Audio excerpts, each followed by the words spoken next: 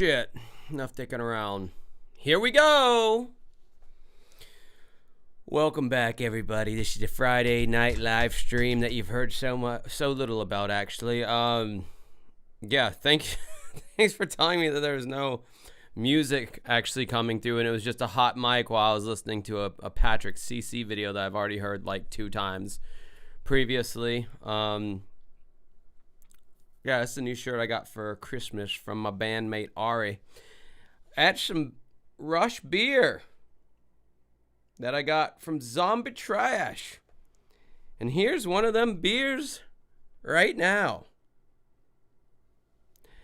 I can give you a little spoiler. It doesn't taste very good, unfortunately. As much as I want it to taste good. But I told her, I said I'd have one every now and then. Yeah, that's an IPA. That is certainly an IPA. A soapy dishwater taste. I don't even know if they market it as an IPA. Canadian Golden. Whatever that means. Alrighty then, well. So I guess it's come down to Bimmy, eh? I'm already working on a video that I do at the end of every year for my YouTube channel. It's the State of Cinemasker, but then I look through the year. It's like a year in review of like what's been on James's channel. And that's what I'm in the midst of working on now. The script's done. I just need to film it and edit it, which is easily the editing's going to take the longest. I already know that for a fact. Yeah, I didn't really have, I have this Pat DVD and it's got some interesting extras for the Pat people out there. But yeah, I don't know shit about ripping stuff off DVDs, so I'm wondering if there's a way I can just implement a DVD player into my OBS and just run it off that directly to save me the trouble of ripping, because I feel like it never rips right and it's all interlaced and all fucking weird and whatever. But yeah, so I'm saving that for another time. Oh yeah, I guess yesterday was Christmas, wasn't it? I would ask how everyone's Christmas was, but I don't really care. Because it doesn't mean anything to me anymore. Yeah, I don't know. Yeah, I'm sure. I mean, if it's like HDMI, I don't see why there isn't a reason I couldn't hook it up through OBS. Nothing is occupying my, although it's an Apple MacBook, so it's got one of those stupid, it's just got like 2 Type-C ports, and you need to use like this dongle thing that's got like a million inputs on it if you want to input HDMI, and it's not the most secure thing in the world, and it's failed me several times, so I don't know if that's going to be a thing or not. The Country Clan, yeah, no one else is really giving you the constant drip of Pat country content like I am, apparently, and that's what's needed in the world right now, apparently, because I don't know, I guess everyone's gotten as much mileage out of James as possible until tonight, when we watch his latest AVGN episode. He's milking that AT&T. He's milking that ET thing again. I'm sure it'll do very well for him. He seems pretty, although a lot of people predicted a while ago that eventually he was going to lose more and more views until eventually he just becomes irrelevant or whatever. Like he's pretty evergreen. I don't know, his views pretty much are killing it, every like year in and year out. So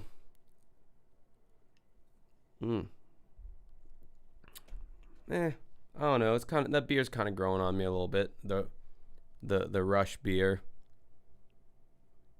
from Canada. A.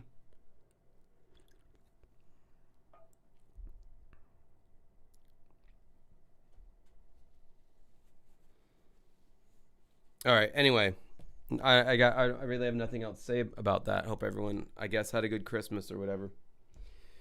Now let's move on past that shit. I don't have to work on Wednesday, so I could potentially do my stream earlier on Wednesday, but I don't know how many people on New Year's Eve are going to be wanting to watch a live stream. I don't know. I can tell you the Christmas Eve stream was pretty fucking dead this Wednesday, so it's the holidays. Streams are going to be weird. Jason Graves had a good live stream on Christmas Eve. But I think all his fans kind of like know what they're in for, you know. Never know what I'm going to do. Well, on Wednesday, you know what I'm going to do. I'm going to do music videos. And then I'm going to get the stream will get shut down every single Wednesday, and then I'll have to go in after and edit out the ones that got anyway, whatever. Boring stuff. All right, let's do this AVGN thing here, eh? Take a shot. At 11 I will. I'm working on this beer right now, which hasn't stopped me in the past from taking a shot. Fuck it, I'll take a shot. See how paper thin my willpower is? Sad, really. Yes, Jason Graves, the SNES RPG guy. I happened to notice that he was streaming on Christmas Eve, and he had like over 200 people on his stream, and he was streaming pretty late at night. But yeah, I think like a lot of the people that watch his channel, like they're all into like just retro video games, and that's kind of like mainly the content that they want to see, and that's what he delivers.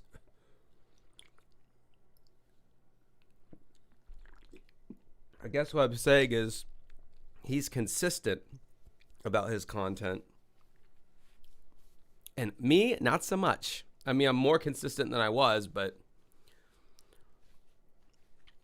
you still don't really know what I'm going to do at any given point.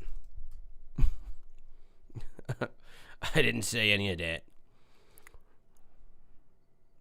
I like Jason Graves' content. You can tell he puts a lot of work into his videos. That's why he's blowing up, baby. I'm going to cope right now and say that I don't have as much time as he does to put out a video that's like 1 hour in length. Like the amount of fucking time he must spend on this. All right. So yeah, he's doing E.T., but I guess they made a PlayStation game of it. I've already watched this episode. I was not necessarily planning to stream it, but I knew there was... I've streamed all his other ones last year, and I think I've streamed all of his ones this year, so why not? I guess he's gonna like, I guess he's like milking the whole E.T. thing one more time. I mean, it's a good angle for him, I suppose. He's wearing the Atari jacket and everything. It didn't have something to do with the movie. Yeah, remind people of the movie's existence. That's a good idea. Zombie Trash, $5 throwing some money at Josh. Y'all can join it at any time. Thank you. Appreciate it so much. Appreciate you. All right, let's see what this is all about over here. Another E.T. game. Shocking, right? So shocking, it's almost as if I'm turning into a swearwolf again. But anyway, you didn't think I had No, he wants to justify the beard. I think he's got an overwhelming consensus from the audience that the beard is better than no beard. So I think that's he's hiding the baldness, and he's got the beard, and it looks less freaky than his normal look these days. So I think he just, like Doug going bald, he made a brief joke about it. This is like James growing facial hair, making a quick joke about it, moving on, hopefully hoping that nobody's going to harp on it too much. But no, I think it's a better look for somebody in their 40s rather than like barefaced and bald. It's kind of, face starts kind of looking weird when you getting in advancing in age, rocking that combo of barefaced and bald. You look like a fucking cancer patient or something. I don't know. Anything you have to say about E.T.? Oh, no, not after that one. Remember this, right? Yeah, how could you forget? E.T. on Atari 2600 used to be my biggest request for a while. You might have heard. For a while, for like the whole time until he did the fucking movie. That's all everyone kept talking about. But no, he had this movie concept way in advance. And why would you want to remind people of the existence of that movie anyway? Something about the games being found in a landfill? That's right, that was me. I found them. Yeah, they all turned into a spaceship. I met the real alien, I met the game designer Howard Scott Warshaw, I uncovered a government conspiracy, and everything snowballed into a big apocalyptic battle with the cyber mutant death god who... you know what? Never mind. The point is, I still have unfinished business with E.T. So we're gonna do this. We're gonna press on. We're gonna have the happiest Christmas since Clark Griswold ranked up there with Bing Crosby and Danny fucking Kaye. But hang on a minute. I was like, whoa, what's so different about this episode? Oh yeah, there's not been a commercial yet where he like breaks character at the very top of the show. I mean, this is still, he's advertising his own thing here, so that's not nearly as bad as ExpressVPN or whatever else he fucking advertises on here from time to time. He'll switch it up every now and then, but ExpressVPN is his bottom bitch. What a pathetic little bitch. Ice Hockey Jedi, $5. Throw money. That's what I'm talking about. If you wish for more AVGN 8-bit, then your wish has been granted. Presenting Angry Video Game Nerd 8-bit Endless Challenge. With only 3 lives, make it through 100. Has anyone played the video game yet? I've played the first one that he came out with like 10 years ago.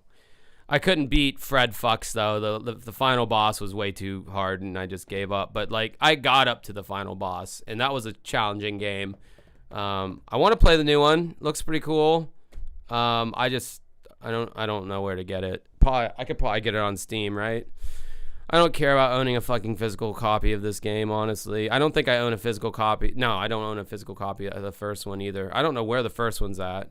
It's on my computer somewhere. Unique levels, while fighting every boss along the way. The challenge gets more difficult the longer you play. And Junkers dance, monkey dance. Yup, that's what I'm doing. And everyone's favorite thing is back. Death blocks! You'll buy classic and new items from me. Game Weenie! At a discount, you can buy stinky items, but it will cost you more than money. If you die, you get your loot back. We're not jerks. Are you? Oh, it's like fucking Hollow Knight or Silk Song, where you have to go back to the same spot you died at to get your shit back. Is that like a characteristic of a roguelike, a genre that I'm still not entirely sure what it even means? Because I hate that mechanic so much in those Hollow Knight games. That's kind of the first time I had ever seen anything like that in a game before, and I didn't like it. A bad enough dude to take on the AVGN 8-bit Endless Challenge. Okay, review begins. So this is the part where I usually say something about the movie, but come on, it's E.T. Everybody knows what it is. It's the 1982 beloved classic about a boy who befriends an alien. Ugh, I hated Shovel Knight. That game was way too fucking hard. I know that's sacrilege because everyone loves that game, but I did not like. It's too hard. Too hard for me. Sorry. Couldn't get past like even the first part, I don't think. Directed by Steven Spielberg, who made almost as many masterpieces as there are stars in the sky. Anyway, there existed several E.T. games, more than you can imagine, and they all came out in the early 80s and the early 2000s, 2 distinctly separate waves of diarrhea.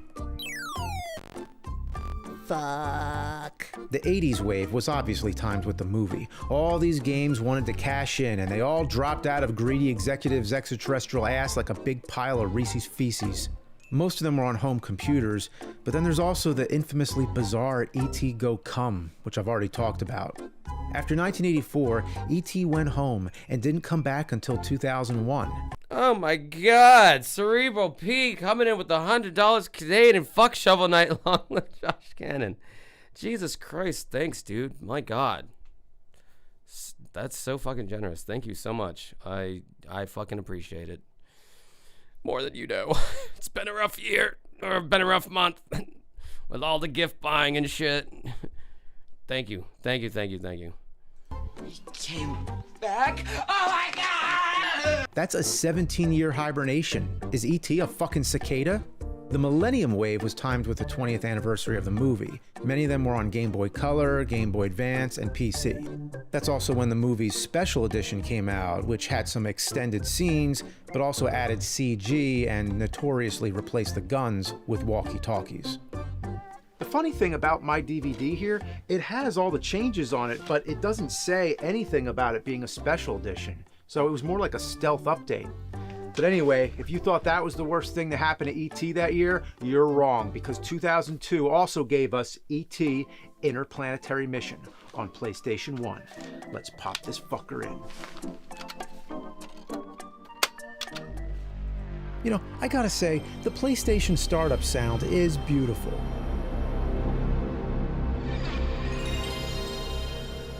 It's like taking a relaxing breath right before something stressful. The opening cutscene is actually kind of cool. E.T.'s spaceship is landing on some planet, and then the title screen shows up. No explanation. But the back of the case says you travel to 6 different planets to collect plants. That's right, I said plants on planets. Why? To save the universe. Universe in caps, by the way. So, I don't know. Make whatever you want of that. You get a demo, which honestly is pretty helpful, and then you're off to the races. As you can see, it's 3-dimensional, far different than the 80s games, as if he truly did travel from one world into the next. And it's like he's taken his first steps. The isometric angle is rather fucked, to put it in the technical terms. It's like trying to walk a blindfolded moose through a doorway. E.T. moves around like he's intoxicated. And that's actually quite faithful to the film, if it were all about the scene when E.T. gets drunk. I don't think I've ever seen E.T. I think I might have seen clips of it when I was like a kid, but I don't really remember anything about the movie, honestly. That thing looks fake as fuck, though. The alien. E.T., I guess. Guess it looked good for the time, though. Oh, fuck. And what's going on there? The game is so unappealing that... Just by that arrow that he just used, I know he's still using Final Cut X or whatever it's called. Although I thought he said he uses Adobe Premiere. Maybe it's his editor Sean O'Rourke who uses Final Cut X. That's what I use. Even fragments of the graphics decide to get up and leave. Yeah, that's every PS1 game. Every fucking PS1 game does that. Like, that's nothing new to this very... It's got like a very Spyro the Dragon look to it, this game. Except it's like on that odd isometric tilt instead of just being like a horizontal 3-dimensional game. Or was Spyro top down? I don't fucking remember. Check out when E.T. runs. I didn't have a PS1 growing up. I didn't get one until way, way later. I mean, that's funny, but you're gonna see it all the time. You would think that's like a special move or something. Why is his dumb hands in the air all the time when he runs? It looks really stupid. It makes me wish bad things would befall him. Something that happens when he picks up an item, maybe? But no, that is the normal run. So anytime you're holding the run button, he flails his arms like a goofball, like he's all hopped up at a club. Oh, yeah.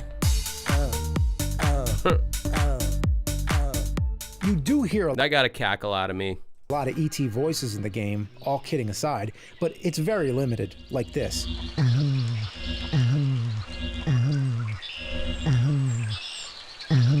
That's a disturbing sound, actually. Oh, oh, So get used to it because it repeats over and over. It's all you're gonna hear. oh, oh. Good. It's not good. But the weird thing is that when E.T. gets hit, he makes a normal human sound. Like, what was that? Why aren't the voices consistent? Could you imagine that in the movie if they had different people doing E.T. screams?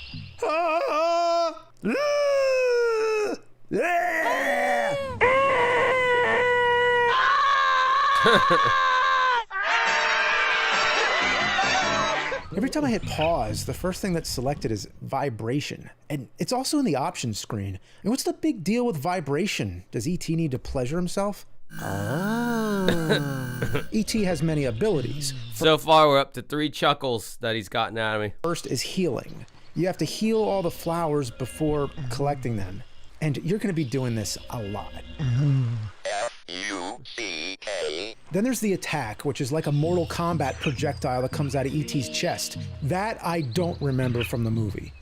Then there's telekinesis, which you can use to move objects around. You have to move enemies onto these tiles so that the door will open. He keeps walking off. Stay there. Come on. Right there. Oh my God. What the fuck, man? Oh, come on. Oh, there's another one. Fuck. So now I gotta get another guy. Just get down there. Get the fuck down there. Oh my God. All right, there he goes. Whoa.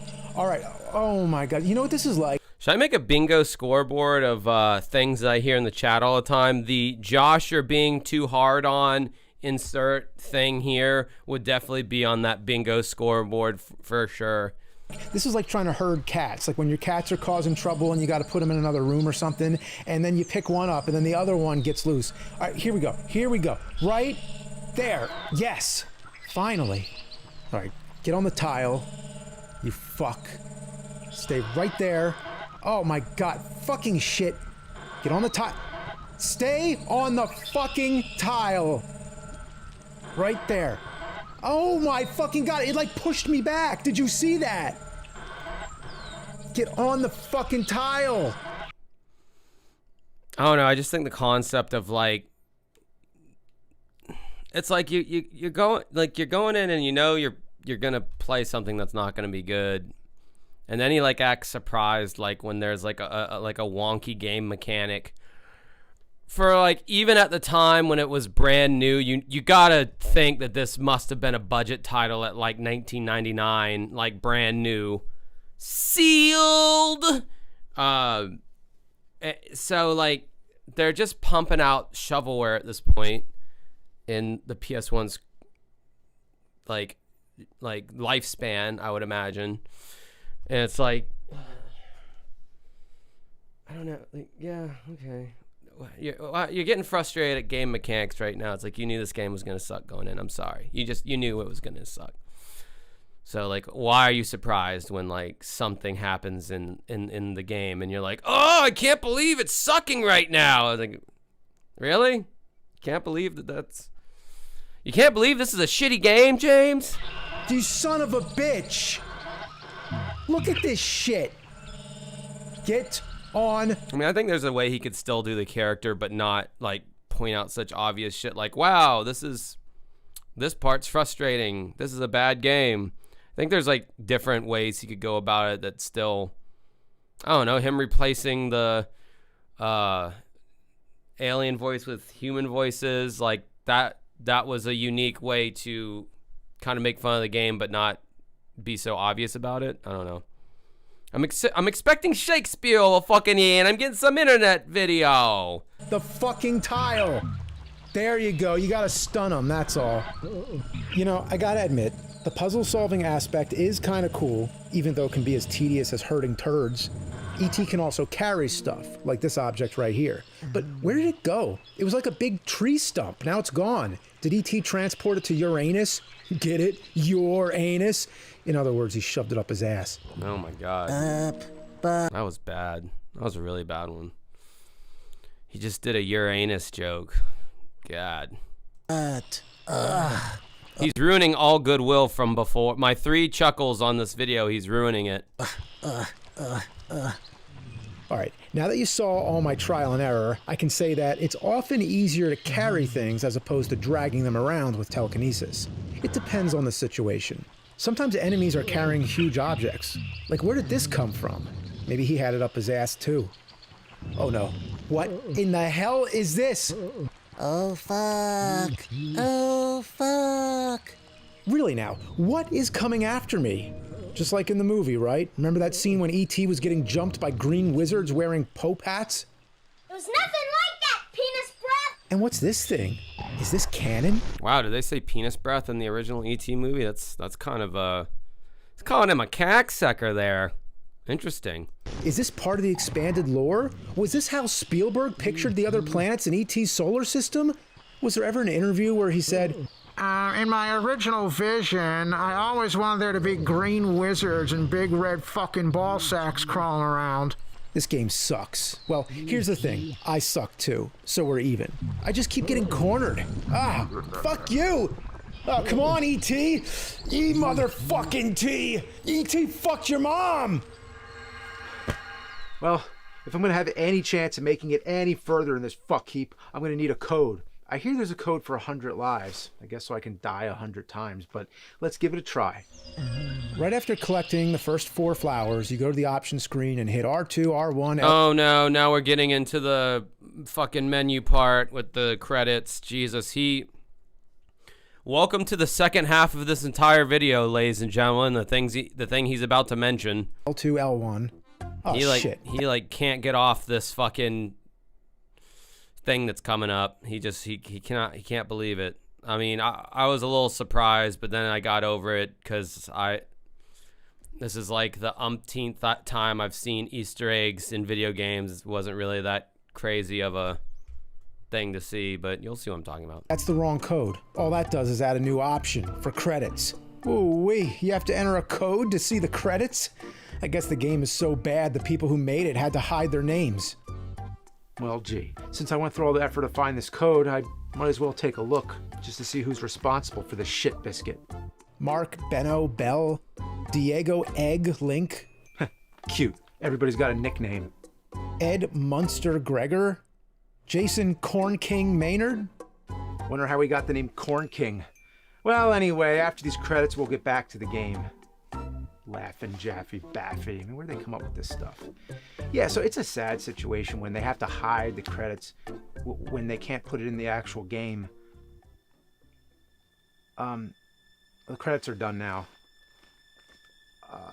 Yeah, so like I was saying, I'm gonna go dig up the code and then we'll go. Look, I'm sorry. Hang on just a minute. I gotta check something. Yeah, I'm watching the credits again. Don't ask me why. But after this, I promise, we'll get back to the game. Yeah, there's level design, producer Laughing Jaffe, Santa Cruz Games.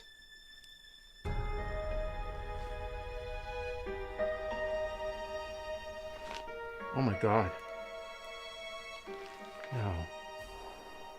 No, that didn't happen.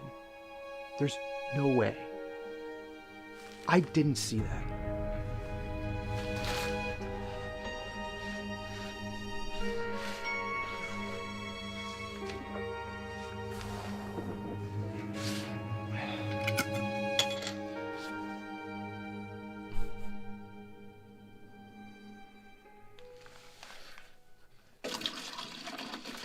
Because drinking the one Rolling Rock, one of the shittiest beers known to man, drinking that one Rolling Rock would have just made it so much more bearable.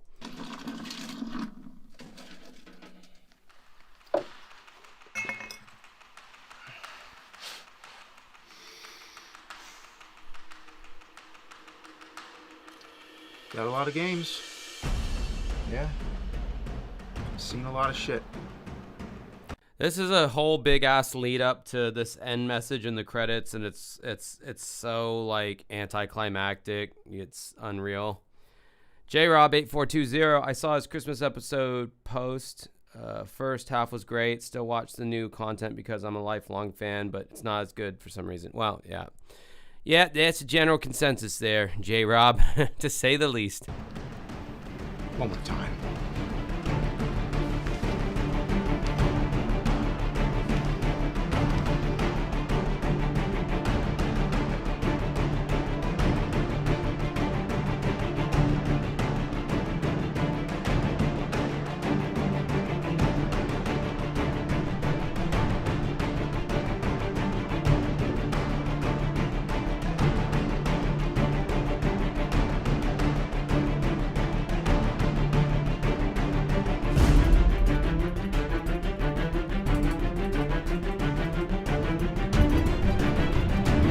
So stupid.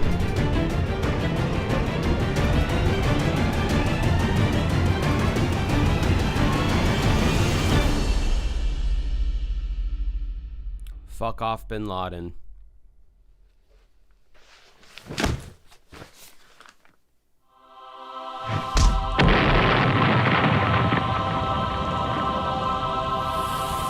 If this was any other normal fucking like review of this game and the person knew of this Easter egg, they would be like, oh my god, he says fuck off. They say fuck off Bin Laden if you put in a code or whatever, or it says it on the screen. Wow, that's fucking crazy. No wonder it was a secret code though, because they've had codes like this all the time that reveal like not PG-13 messages. That's why it's a certain code that you have to put in to see it. And James, of course, is like, how am I going to write this to where the nerd just like overplays the fuck out of it? Well, he's doing a great job so far.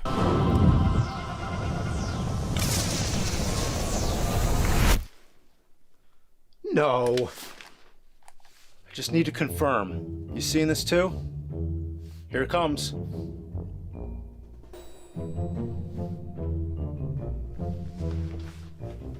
You know, if you thought I was joking around, I don't blame you. You are welcome to try it yourself. Try it out, because it is real. There is actually a message in E.T. Interplanetary Mission on PlayStation 1 that says, fuck off Bin Laden.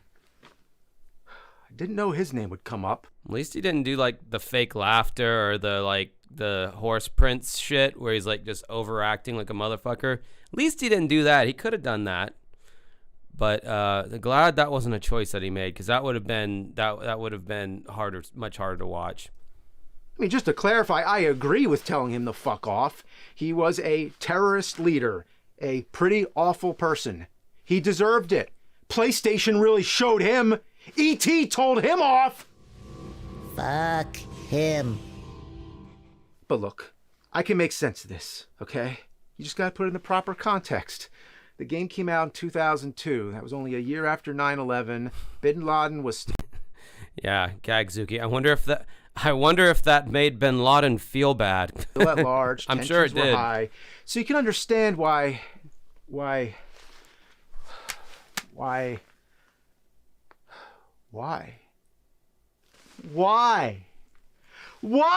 is it in the fucking game? What were they thinking? If you're gonna tell Bin Laden to fuck off, you'd think it would happen in a different game, like, I don't know, Call of Duty or something. I mean, of all the characters you could use as your spokesperson to counter terrorism, you're gonna use E.T.? Even back in the early 90s, there were games coming out like Operation Secret Storm. But it's not like there was a code in Mario Kart where Mario says, fuck you, Saddam! Why is it in the game? No. A better question is, how is it in the game? Even though it's a hidden screen, it still made it in. Fuck off Bin Laden, successful. Oh, for some reason, that reminded me.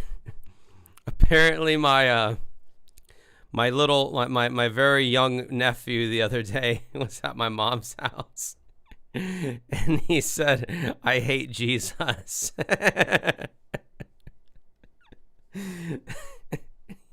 He said, I hate church, I hate Jesus. Damn, that kid cold as ice. That's my brother's kid for you. We got into an actual PlayStation 1 disc, which was packaged inside this case, which was sold in stores with an ESRB rating of E. They slipped the word fuck past the Entertainment Software Ratings Board. That's ingenious.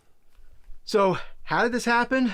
Well, there's a story. I mean, who knows if this is true, but it's been said that the developers were forced by the higher-ups to remove the standard credit scene. So they basically put it into an Easter egg instead and used the opportunity to vent their frustrations towards their boss, towards the head of Sony, no, towards the fucking leader of Al-Qaeda. That makes sense. Gensto 26 $9.99 tribute for Josh. Thank you very much. I greatly appreciate it. Oh yeah, no, yeah. He went on with that fuck off Bin Laden thing for like a solid 5 minutes of a like 20-minute video. Like that really rocked his fucking shit when he saw that, apparently. Just think, in the special edition of E.T., which came out that same year, they replaced the word terrorist with hippie. Please. No, and that is final. You are not going as a terrorist. No, I mean it. You are not going as a hippie. Yeah, they decided that in the wake of 9/11, it probably wasn't a good idea to say the word terrorist. But the game said, fuck that. Not only are we going to say terrorist, we're going to mention an... Oh, he's still going on about it. Okay, I'm sorry. It's not just 5 minutes. It's longer than that. JRob8420, $5 a notice that some of AVGN's new episodes aren't hitting 1 million views anymore. Still impressive, but a huge decrease from even a few years ago. Yeah, I think James is going to be just fine, honestly.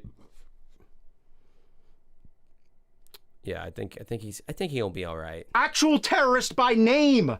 Wow, the movie lost its balls. The PlayStation game gladly took them. The PlayStation game had twice the balls! Quadruple balls! Oh, I'm not photoshopping that one. I think we all just saw it in our minds. This is the best code in the history of games.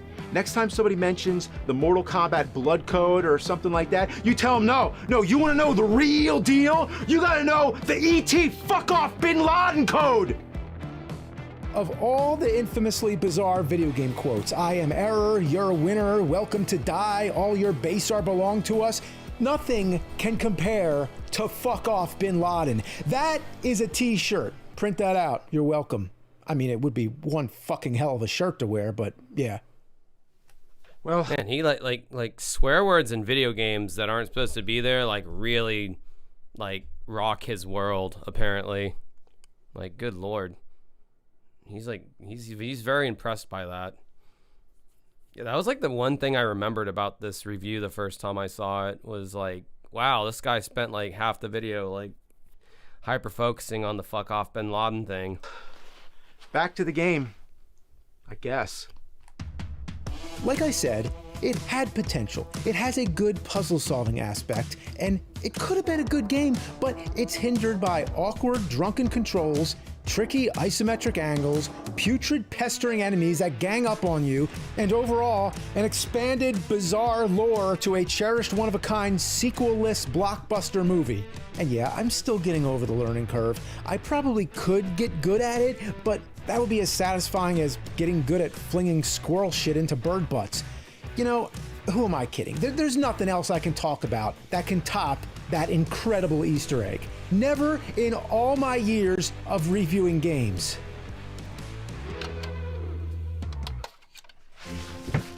What am I gonna do, just carry on with the review after that? No, I just saw something that shattered all my video game sensibilities. I mean, it's over. End of story. E.T. dropped the fucking mic. So I'll just leave it at E.T. More like eat shit. Kiss my extraterrestrial. That one needs a little bit of work. Merry Christmas. Fuck this game. And fuck Bin Laden.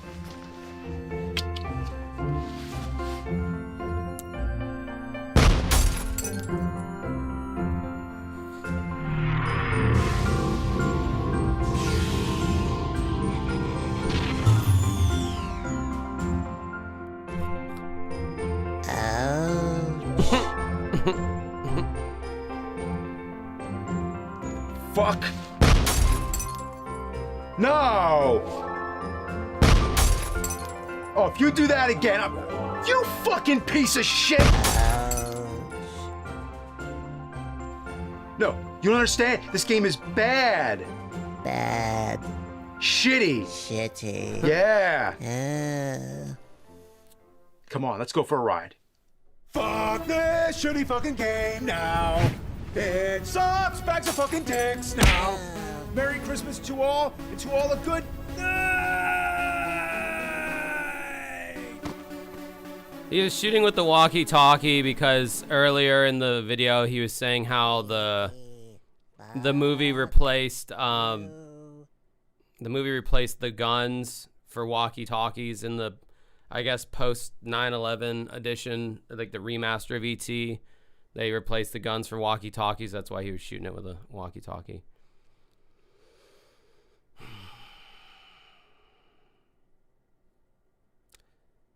What? I don't understand the troll here. You know, the whole pre-recorded thing. Like, I get this that you're probably who I think you are, but I don't understand it. I don't get how it's supposed to be funny. I guess you're getting me to talk about it, so I guess you won that round. All right, so I mean, they can charge it back if they want to. I don't give a fuck. I did that one time on an Anthony Fantano live stream, but I only charged it back because he literally didn't acknowledge my question I had for him. It wasn't even a troll question. I had a legitimate question. He had plenty of time where he could have answered it, and he just didn't. So I went on PayPal and I charged it back, and I was like, "Well, fuck you, buddy. You're not even gonna read my shit. Then I'm gonna get my money back, man. You making enough money as it is, you big old fancy busiest nerd. Was it the busiest music nerd on the internet or whatever his fucking tagline is? I guess we can watch a little Pat the NES chunk I downloaded. I wasn't gonna do this, but I just searched for it on YouTube and I done found it. But wait, before that, what's this? Just let that knee go loose. How this? Nice and relaxed. Good, that's it. You're doing brilliant. And quick little tap. I don't know what. I don't know how this got in here, guys. Heavy for me, eh? That's it. Nice and loose. Good lass. Trust in you, son. And relax. Oh. Well, that escalated. Oh man, what was that? That shouldn't have happened. Sorry, I was looking for the Pat one. I apologize for that. You download these and then you have to go and find them. And so I guess I messed that up somehow. Wait, what is Granny, I want people to respect me. Respect? You let a man nut on your face for a fucking cheesesteak, hot pocket, and a ride home. Bitch, shut the fuck up. Granny, you ever think you was too hard on Mama? Too hard? Bitch, I should have beat her dumb ass harder, then maybe your daddy wouldn't be your fucking cousin. Granny, why don't nobody in this family respect me? Bitch, you faked a fucking miscarriage for weed money. Even the roaches talk shit when your stinking ass leave the room. Granny, why don't you ever post me on Facebook? I only post shit I'm proud of, and you out here shaking your fucking ass for WIC and weed pens. Get the fuck off my porch, catfish coochie. Granny, I'm thinking about getting my lips done. Why? So they match the ones you wrap around loser dick every weekend? Save the money and buy diapers, dick-drinking bitch. Granny, I think my ex still loves me. Your ex don't love shit but pills, pussy, and probation extensions. Same as you, funky junkie bitch. Y'all a damn match made in meth heaven. Granny, I'm trying to be a better woman. Then stop fucking dudes who smell like vape juice and court dates and ass, bitch. You been trying to since you got fingered in 8th grade, you fucking cum dumpster. Granny, you think I should start an OnlyFans? Start a job application, bitch. Ain't nobody paying to see a coochie look like beef jerky. Oh no, sorry, that's it. I don't know how that got in there. I have no idea. All right. I guess at some point, Pat, this was one of his bonus features on his DVD that I got that was supposed to be so exclusive. Well, I guess it's not so exclusive. I guess we're going to watch this until I get tired of watching it. I guess Pat's dicking around at, what is this? Comic-Con 2010. Okay. Wait, so technically 2010, that's when people still liked James Rolfe's content, right? That was before he went downhill, right? Because it was 4 years before the movie. Yeah, that granny was sassy. I don't know what her deal was.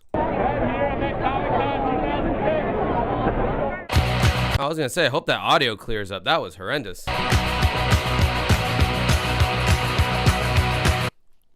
Another year, another Comic-Con. In 2009, I visited San Diego's Comic-Con, but didn't really get a lot of footage. The place was cramped, and I was rushed for time. But this year, it's different. Oh, is it different? Comics, toys, games, interviews with people. I did a lot this year, and you're gonna come along for the ride. Let's go! Comic-Con makes it very easy to feel nostalgic and relive your childhood, especially through toys. Bro, if this shitty grainy home video footage got DMCA'd, I would be very fucking surprised. There's vendors that are selling lots of old toys that you may have had when you were a kid. And there's dealers advertising new toys of old ideas, like Ghostbusters. All of a sudden, they're in vogue again. I had a lot of these loose G.I. Joe toys as a kid. My parents would wait until they were buy one, get one free at Kmart. I also had a pretty large Star Wars collection, but I sold it off when I moved out. And Yeah, I had a pretty large Star Wars action figure collection myself growing up, but it was the 1997 run. And everybody who bought the Toy Trade magazines were very aware that the 1970s run of Star Wars action figures sold for a fuckload of money, especially like even if they were loose, they still sold for a pretty good amount. So I kept all my 1997 run of Star Wars toys in their boxes for the most part. And in my mind, I was like, well, in 20 years from now, man, I'll exchange these babies in, and that'll be a down payment on my house. Well, the problem was, much like Beanie Babies, everybody else speculated on the Star Wars action figure market in 1997. And everybody else was also buying the action figures and keeping them in their packages. And so what happened 20 years down the road was they all pretty much held their price. And it was the price you paid for them, like $7 or $8 a figure. And that's about how much they were still getting on eBay. Some of them got a little bit more. Maybe they got into the $15 range, but nowhere near down payment for a house level. Like, I don't know. I was 9 when I started this whole plan, so you can't blame a kid for trying. But yeah, I had like 80 of them or something. Some of them were like really hard to get. Like there's this Mace Windu one from episode 1, and you had to collect like 15 or 20 UPCs and turn that in along with like $20 or something. And then they mailed you the action figure. That's the only way you could get it. And that fucker held no value. It was like literally like the same amount that you would have paid 20 years previous. It was crazy how little they did not go up in value, because like everyone was doing it, because everyone thought that they would all go up in value, and they didn't. So I sold them the whole kit and caboodle. I think I sold for like $80 to some guy, because I just wanted to get them out of my life at that point. So yeah, let that be a lesson to you. Just fucking buy it because you like it. Don't buy it because you think it's gonna have value later. Or I guess if you're a video game collector and you're dying to have an Earthbound or Demon's Crest or whatever in your Super Nintendo collection, your life won't be complete until you have a physical copy of Mega Man X3. I get it, because I was that guy for a while, but yeah, it's a don't buy things that you're not interested in just because you think they're going to be worth money later. That's like the worst mistake I think you can do. Because the new prequel movies tarnished my love of the originals. Just kind of made it, I don't know, not cool anymore to like Star Wars. Oh, 2010 was a solid time when you could still dunk on the prequels and everybody agreed. And now people are like so divided on whether the prequels were that bad or not, which is like wild to me that like people are like, well, hold on now. No, the prequels, they weren't that bad. Like, they had their moments. And I'm over here still like, no, they still suck. I don't care. They're still pretty much awful. I mean, I think the last one, like episode 3, I might be able to give you a little bit on, but like, yeah, the first, I mean, they're all bad, but the third one's the most redeemable, I would say. Yeah, it's trendy now to say that, like, oh, the prequels actually weren't that bad. No, they were. But you know what was just as cool back then as it was now? Ninja Turtles. I had this Splinter figure. It was one of the first ones I got, along with Raphael, Casey Jones, and Shredder. Here's what appears to be a reproduction of an old Voltron toy. I had one as a kid. Always loved Voltron. And good news, they're supposedly making a new cartoon of this. Thundercats! Oh! I believe they're bringing this cartoon back as well. The 80s live again. Damn, was Chitara always that hot? And I ran into some toys that even surprised me. Look up there, that's an original Alien figure from 1979. Those are extremely hard to find and expensive. How about... Okay, I just have to read this comment. Belquito Fuerte. The prequels are hardly Star Wars movies, but I will say the Japanese dubs of the prequels are way more intense since the vocal acting is so much better. Now, is English not your first language? and so you wanted the Japanese dubs because it was easier for you to understand? Or are you that big of a nerd that you wanted to watch them? Like that was just a thing you wanted to do. I must know which one it is. Because I don't think that's something I would ever do on my own volition. The potato head kiss doll. Huh, that appeals to a certain demographic, I guess. Oh, look at the mouse with the sword. No wonder my coins always smell. Oh, look, it's a Sony Oh, wow, that was... Wow, Pat is so not funny. iPad. Oh, no, it's just a Monchichi. My mistake. If you looked hard enough, you actually found some video games wedged between all these toys. This vendor had some boxed Nintendo games, Super Nintendo games, Game Boy games. But you're not getting a good deal here. The space here is a lot of money for the vendors, so they're going to overcharge. Look at these Atari 2600 games. Nothing special. $8 each? Maybe $8 for all these games. You can go to the flea market and get 2600 games for like 50 cents. Not the place to buy video games, Comic-Con. Why did I just speak like Yoda? One of the aspects of Comic-Con I enjoy the most is the absolute randomness you'll find in booths. And the booths themselves. Spoon! Which one of these is not like the other? Ooh, yard sale. I think I'll get that George Foreman grill. Grr, I'm Wolverine. I'm always angry. Grr. HP 7? Oh my god, the new Hewlett-Packard computer's coming out? I can't wait! This is even a voiceover, so it's like he had time to like write these jokes. He's not just like going like off the top of his head. Like, well, that's Pat for you though. Sweet. Iron Man costumes. Ooh, plasticky. Speaking of Iron Man, I came across this Iron Man pinball machine being demonstrated by Stern. Unfortunately, Stern is the last pinball producer left, really, in the world. It's a shame. There used to be about a dozen companies producing pinball machines at the height of its popularity, but they all died out. I'm the ocean. Everyone, look at me. I'm the ocean. Damn kids stopped going I'm a to arcades. fancy princess. Pinball makers were thrown out on the street and living in that. soup kitchens. Thanks. You see cool stuff at Comic-Con that you really never see anywhere else. Enchanted wood. Those look like masks from Eyes Wide Shut, which had some of those fucking most coolest masks. Like, I wish I could own a mask off the set of that movie. Like that chanting part, you know, Eyes Wide Open. What was that Kubrick's last official movie that he did with, or didn't he have a hand in it? Like, he wasn't all over it, but he had a hand in it. Tom Cruise, Nicole Kidman. It wasn't that great of a movie, but that whole scene is worth it. Watching the movie is worth it just for that scene. Ghostbusters. She-Ra!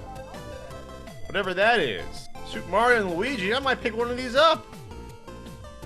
Yoshi, I don't know what it is about you thinking that my band would go over well at an anime expo, but I'm not seeing it, man. I'm not seeing the vision. I'm not seeing your vision.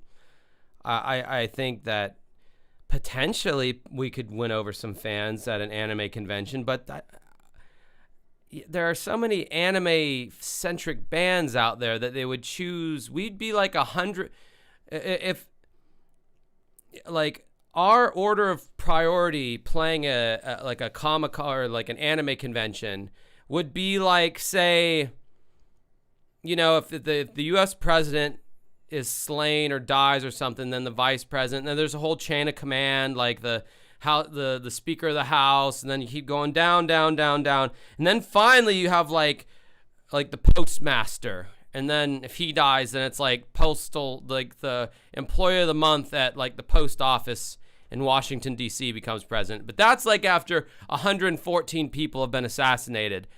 Only then does that postal worker become the president because he's technically a government employee.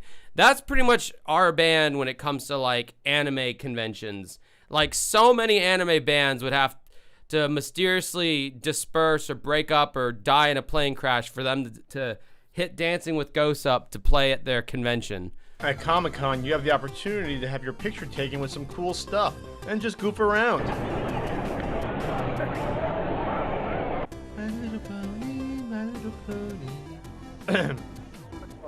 Lady, I don't think that dinosaur appreciates that. Oh, wait, you're not a lady. I did manage to see one panel today. That was for Peanuts. Believe it or not, they're making a new cartoon with old school animation, traditional. They showed a few minutes, and believe it or not, most of the crowd was in tears. Peanuts means a lot to a lot of people. I love you, Snoopy. Another famous aspect of Comic-Con is the fact that people get dressed up in these crazy, wacky costumes. Some are models that are really, really hot, but most are normal people that just want to cosplay, they just want to have fun and just goof around, get their pictures taken. I will never understand cosplay at conventions or otherwise, unless you're doing like a dressing up in like a custom thing for a music video or something like that, or maybe Halloween. But I don't understand why, if even at like music festivals, like that have nothing to do with comic related shit. Like I'll go to like a rock festival and there'll at least be 2 or 3 people completely dressed up in some kind of like random cosplay, and I don't get it. I don't understand what the people get out of it. I'm not saying it's bad or wrong or whatever, but like, man, some people just make that their whole ass personality. Like they just can't wait for the next con so they can just like be Leon Kennedy from Resident Evil the whole day, or whatever character from what I don't understand it. I really don't. I just don't get it. Yeah, when girls do it and they look like, you know, slutty and all that, and you can see their fat ass and tits and all that, sure, that's fine. It's just more sexually frustrates me than anything else, but I don't know. Some are superheroes. Hawkgirl with Luke Cage. You're always guaranteed at Comic-Con to see lots of women dressed in 2 different outfits. That's Wonder Woman. Get out of the way, Robin, you dork. I want to see that babe. And Slave Princess Leia's. Here's a pair. Huh, with kids. Way to go, little guys. Say, check out Catwoman. Wait, I swear that woman attended the Peanuts panel. Yeah, some are just... And don't they all have like gangbang like after parties in the hotel or some shit like that at these conventions? Wait, no, I know that happens at furry conventions because I had a friend did not know they were a furry, and then I found out, and then I was told about the furry after parties. That's just straight like just banging anonymously with the little fur hats on. Like, what the hell? I mean, I guess if you got an ugly face, but you know, you got a body, you know, you can just leave the little fox head on, and you just got that goofy smile, you're just like, hey, the whole time. As you're, I'm not even gonna go into any of that, but anyway. Cute women, just holy crap. Those aren't breasts, those are punching bags.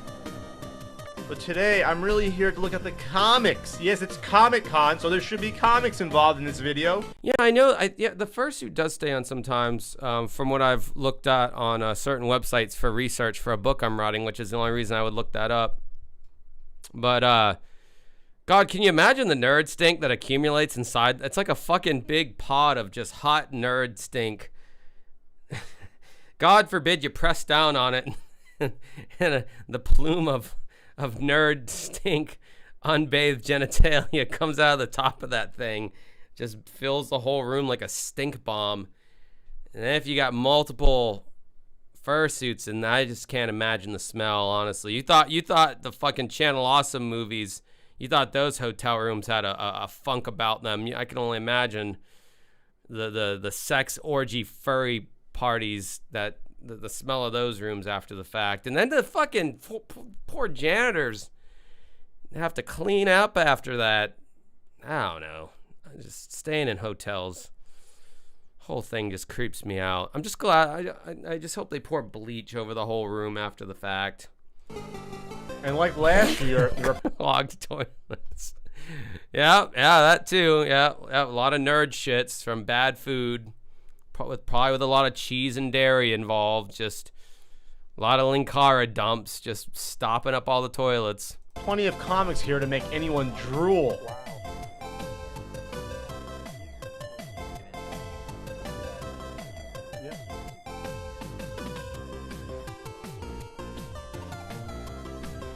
Wow, Josh is such a hater. He just sits there and shits all over everything. Wow, what an asshole.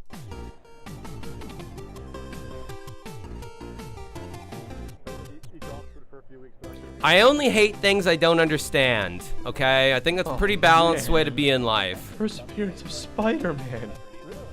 These are a little bit out of my price range, unfortunately. I'll look for some other ones I can maybe afford. And to help me out, I'll need the assistance of a friend. Where is he? Oh, there he is. And peanut butter and jelly. They really brought Frank out to one of these things? Oh, wow, his face looks ghoulish right now. You may recognize him. His name is Frank, and he appeared... Oh, yeah, Linkara totally pulls his pants all the way down when he takes a piss at the urinal. 110%, yes. Factual. Briefly in last year's Comic-Con video. Can you explain the Doom Patrol to me? Do I really want to? Frank is an old-school comic collector. He's into Silver Age Marvel books mainly. Daredevil, Fantastic Four, Doctor Strange, and he's into some weird DC stuff. Doom Patrol and Challenges of the Unknown. Most people never heard of these, but Frank has. This is look here then. Half off baby. Yeah. Look, and Rusty too.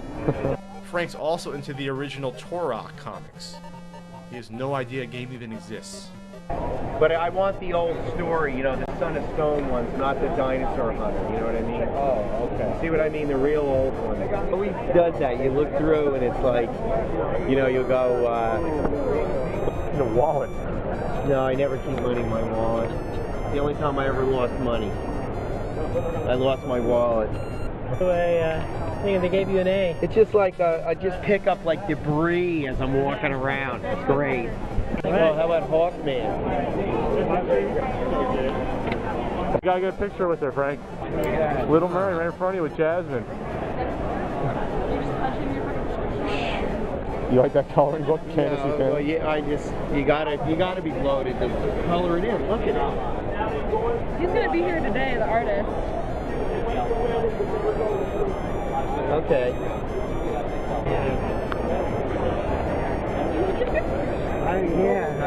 Here. Yeah.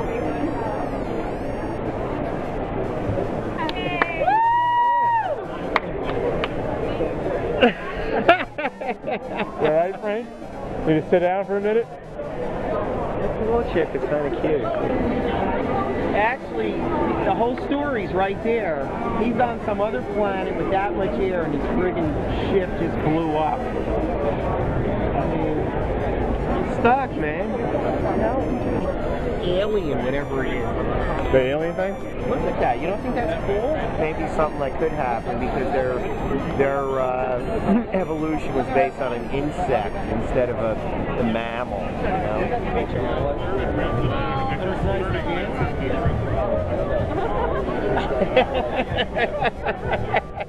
As much as I love hanging out with Frank, I think it's time to break away from him for a while and go celebrity hunting. On the Comic-Con floor, you can usually find celebrities either behind the booths signing autographs or walking around. Oh, there's Danny DeVito. You can barely see the little guy. Aisha Tyler. Wow. I almost said Candace Owens. That would have been a guffaw. Good thing I didn't say it. Whoops! Pat here. I'm here with Phil Schlafer, a master. I thought that was Alex Lyson from Rush. See, look, I get all races wrongly identified. Foosball player. Phil, how do you get into playing foosball professionally? I was a bum of a kid. I just hung out in the arcades all the time growing up, and then found out there was a tournament culture out there and started traveling around the country and playing. Drop it in there. You kind of make it sound easy. So I guess back in the 70s you couldn't really do like asteroids or you know, Pong professionally. When So I started, yeah, exactly. There wasn't Asteroids and Pac-Man yet, but so this is what we had to do. So after school or at the Park Rec Center, off we did and just started playing foosball. I gave you that one. I gave him that one. That was a practice one. All right, now it's for real. All right. You play people here coming by just randomly at Comic-Con. That's cool. Show like this, like, I guess master foosball player, and then like show him not actually playing foosball. That was a good cut. Yeah, I know. Who voted no? No, it doesn't. He doesn't. It do though. It do. It do, and it's so sweet. I love it. It do. Do you get pure enjoyment just kicking our asses, or do you, you're like, hey, I just want to show people my skills, kind of like an old kung fu master? Tony win. Just saying, this is part 1. Who wants to watch part 2? I get the pure enjoyment of kicking your asses, pretty much. So, I can't hide it. So you played me. Could you critique my play? Was it okay? Was it decent? What could I improve on? Oh! Nice fuck. Can't always score, can you? I guess Bill. Nice shot. Whoa, that was close. I'll give you that. Some of us drinking bars too sometimes to play. Well, what you need to improve on is your smack talk. You tried a little bit there. You had me on the ropes for just a moment, and then you let me off easy. So. Is that it? A foosball guy? Can I find a real celebrity here at Comic-Con? Got my ass kicked, but with honor.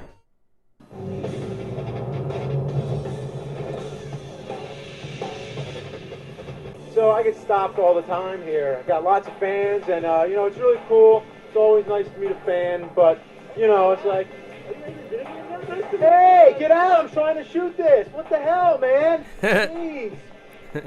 Yeah, James like, get the fuck out of here, you fucking C-list YouTube e-celeb. You don't need to be in here. Oh, well, there's a part 2. I don't know if you guys would be interested in watching this. I'm sure you would be, though. I have a plan C if that doesn't work.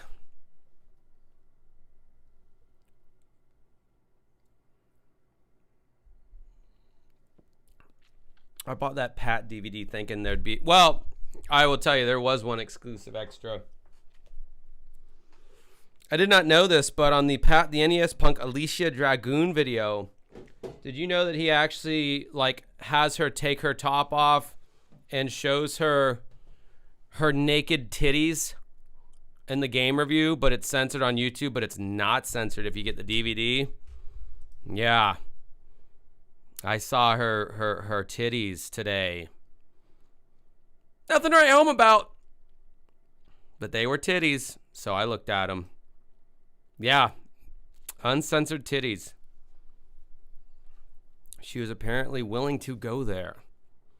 He probably paid her a fucking nice chunk of change to, like, learn his shitty lines and all that. Because apparently she didn't learn any of her lines before she showed up, so he had to, like, continually like feed her the lines between every shot or whatever. The Alicia Dragoon video. Day 1 of... I'm describing it. That Pat did in the original one. It's an awful fucking video as far as like when he actually covers the game. It's actually awful. The whole episode's like awful. Well, fuck it. Maybe we'll watch that. Maybe we'll save this one. Yeah, let's watch.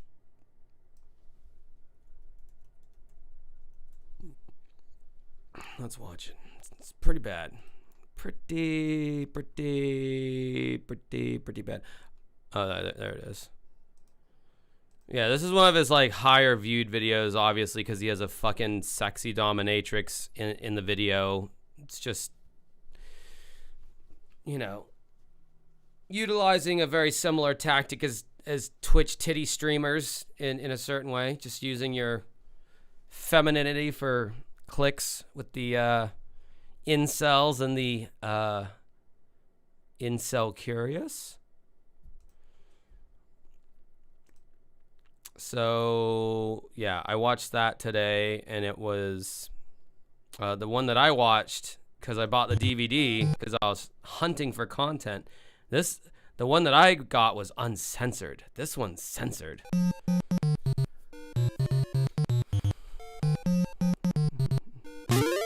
Previously on Pat the NES Punk. It was in my hand. I felt it. I saw it. It was mine. Now it's gone. Where is it? Some geeky kid with glasses came by. He bought one game. Life is meaningless. It's all a dark abyss. It means nothing. Dude, when you cry, do you like look like you're like smiling? Like you're just like, does that look like crying at all? It just looks like horrific. Why does he have like almost a human-sized Mario plushie? It just, oh, this is, he was probably like in his, what, early 30s in this video? Doing this kind of shit? Yeah, there's a reason why you don't see the backside of Mario, because there's totally a hole that's been like cut out in Mario's tuchus.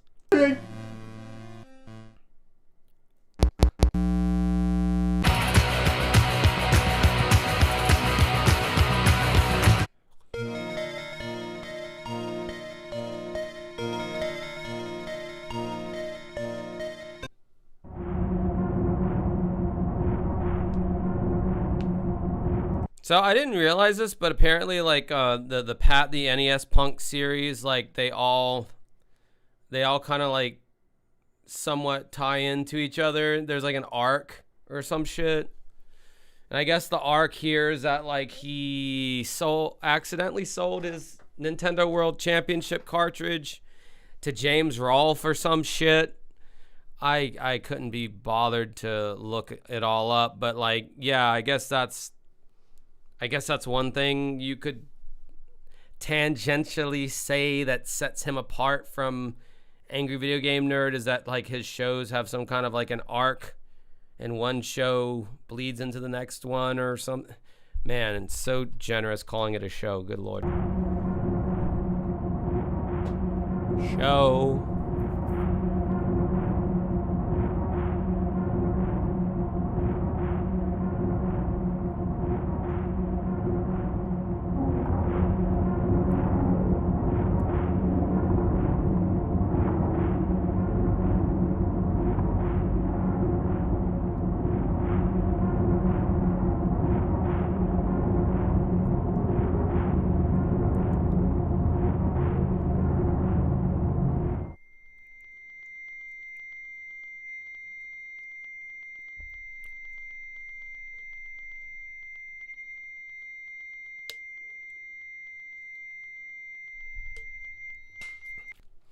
Yes, this is avant-garde Pat. And it's just as bad as regular trying to be funny Pat. I listened to the commentary track for this one earlier today just to find anything that might be interesting to stream tonight, and he was saying that when he was pulling those games out, he's like, I really went for it, and I really wanted to pull my games out. I didn't care if I damaged them, and that's called suffering for your art, people. That's what that's called.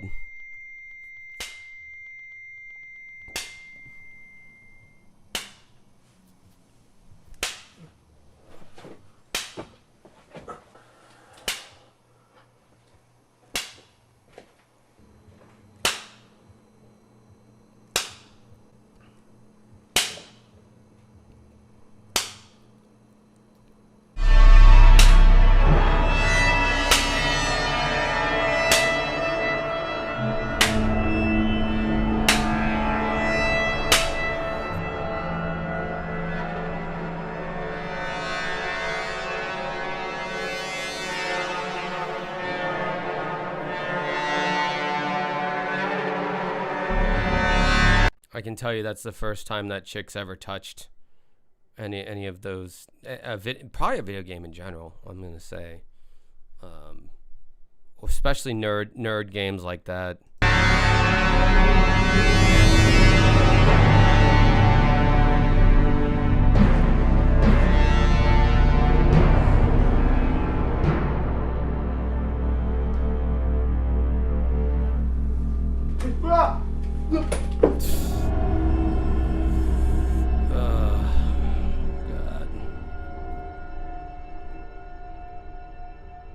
Nice ass.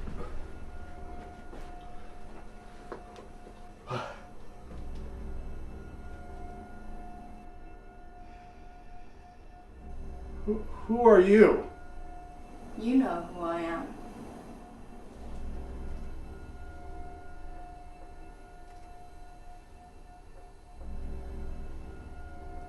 Now, knowing that Pat has some mysterious benefactor, him being able to survive in San Francisco this whole time, and at this point, like 2010, solely off of YouTube ad revenue, which couldn't have been much for him at this point. One has to wonder, with his infinite well of deep pockets from who knows who, probably Frank or some I don't know, gay lover. I don't know. I'm just speculating. I would love to know how much he paid this chick to do this, because I mean, not only does she like go topless in the uncensored version, which obviously I can't show here, but to like learn the lines and act in his fucking stupid video, how much money would you have to pay someone like that to do that, I wonder?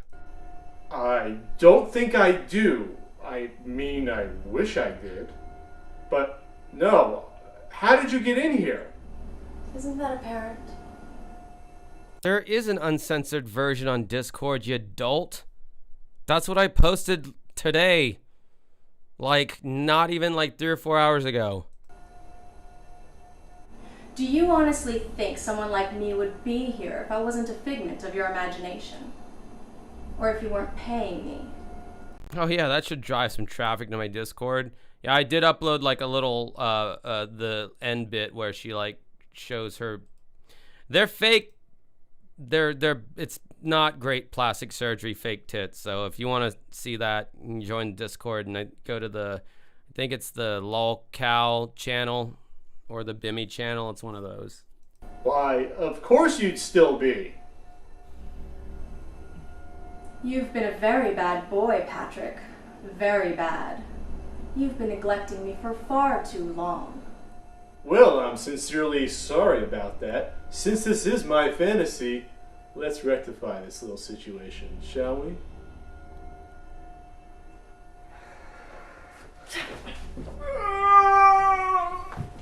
Oh, it stings like bees. Could have at least thrown some Foley like effect in there if she kneed him in the nuts, like a smack or a crack sound or something, as she like kneed him in the balls, but it was just nothing, which gave that nut, the knee to the nuts, no impact whatsoever. Moron! Look at the wall behind me! Sega Genesis systems! Sega Genesis games! Are you that dense? Oh, you mean all those things? Oh, I was wondering what they were doing there. For all these years, you've played your precious Nintendo games and have ignored the mighty power of the Sega Genesis. Oh my God. Come on. This is where my dream is taking me? So really? Goofy. This is just sad. It is 512 colors, 6 stereo FM sound channels, blast processing. Yeah, and how about games that take 12 minutes to beat? The awkward 3-button controllers, the terrible Sega CD and 32X add-ons? Oh yes, I know all about the Sega Genesis. Enough! You will review a Sega Genesis game. Or else what? You'll spank me? Oh god, get ready for it. Genesis does what Nintendo don't. Hey, is this your idea of blast processing? Wait, Let's just ponder upon that last clip we just saw. Yeah, that's his face right now. Yeah, that's pretty much how I feel about it.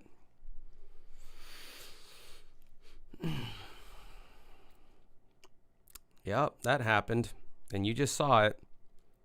I mean, if this is your first time watching this, I apologize. This is honestly one of Pat's most well-known videos. as Pat the NES punk. Like, this is one of his most well-known videos. I think you can see why there's a hot chick in there.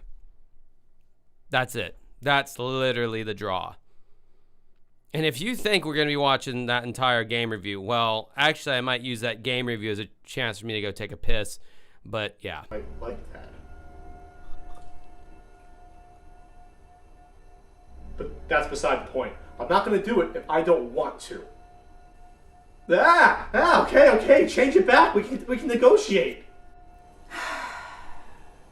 I think How many degrees of separation is this from like a Tommy Wiseau? You know what I mean? What? I mean, even the dialogue, people clown on Tommy Wiseau so hard, but like, is this that much different from a Tommy Wiseau movie? I've only seen The Room, but I know he's done other ones. Like, god damn. Taken the wrong approach here. If you review a Sega Genesis game, all this is yours. Yeah, now we're cooking with Crisco. But what game to review? I don't know. What about Strider, Gunstar Heroes, Sonic the Hedgehog? How typical. All games with men in them. Actually, I don't think Sonic is a man. Silence! You will review Alicia Dragoon. Alicia Dragoon? Seriously? That sounds like a bad stripper name. Okay. Like 3 people joined the Discord after me posting that link a little while back. Jesus Christ. So predictable. Okay. Jeez, even my fantasies give me a hard time. Alicia Dragoon, developed by Game Arts and released. All right, this is a good time for me to go piss. Enjoy watching this for like the 20 or 30 seconds it takes me to do that. Released in 1992 on the Sega Genesis. Ugh. Alicia Dragoon is a somewhat strange hybrid of a game. It's one part platformer, one part action, and one part shooter. You're the title character, Alicia, and your generic quest is to rid the world of the evil that has enveloped it. But that's where the generic nature ends. Let's start with Alicia herself. It's not often that any game from this era, let alone an action game, exclusively start a strong female character. Outside of the Metroid games, I'm hard-pressed to quickly think of one. Equal opportunity wins the day! And look at Alicia, a nice magical-looking gal, but wait, that's not what she looks like on the cover art. Here she looks like Red Sonja, or at least her cousin, not an anime princess. Was the swords and sandals genre still going that strong in the early 90s to warrant this type of blatant false advertising? Alicia is a magician, and her only source of attack is through lightning she fires from her soft, tender hands. You attack by holding down the B button, which you do not aim, but rather it auto-aims for you and attacks any and all enemies on screen within reach. The attack continues until all enemies on the screen are dead. However, you have a power meter that continually decreases while you're firing. Unless you pause to recharge your lightning attack, you can be caught defenseless in a pack of enemies swarming around you. This creates an interesting level of strategy to the game, not usually seen in the action genre. While you can choose to mow down enemies quickly, it may not be wise to do so since you could be left vulnerable to the next wave. And then we get into the unbelievably boring actual review of does anyone really give a fuck about Alicia or Lisa Dragoon for the Sega Genesis? I'm gonna say no, we don't. Only the cringy Pat stuff in between, and mainly because there's a hot chick involved. Said that. So how was it? It wasn't bad, actually. Really, quite nice. You know, maybe I've been wrong all these years. I knew you'd enjoy every second of it. Speaking of enjoy, I think it's time to pay the piper. Really? I have to do that? Oh, come on! You promised! Don't make me beg in my own dream! Every girl loves it whenever you're trying to get like sex or for them to send you like a spicy pic and you like, come on, please have sex with me, please. Girls love that. So Pat's really showing you some pickup artist level techniques here. Oh, all right. Are you ready?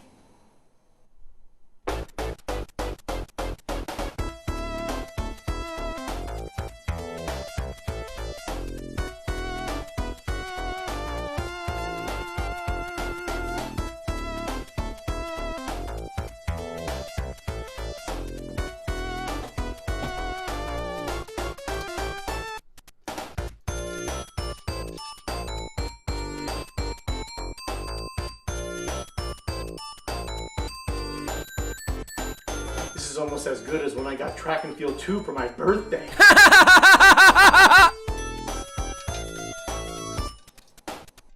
Yep, and in the uncensored version, it's not blurred out like that. And if you want to see some very fake titties, you can join my Discord and you can see that. So you're Merry Christmas. That's my contribution, even though porn's free.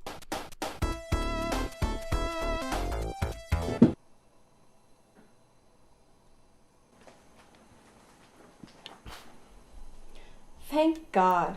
Somehow I knew this would happen.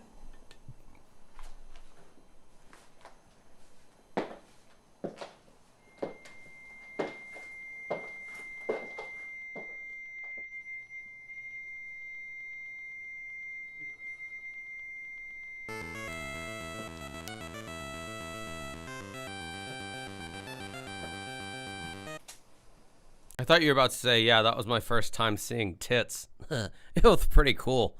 Yeah. Did we just score, Beavis? What's up, punk? It's James. James? James Rolfe? Yeah. See, even back then when James wasn't playing the nerd, he was trying to look a little bit more like just a normal, well, except for that, like, I'm about to go to, like, the church barbecue polo shirt.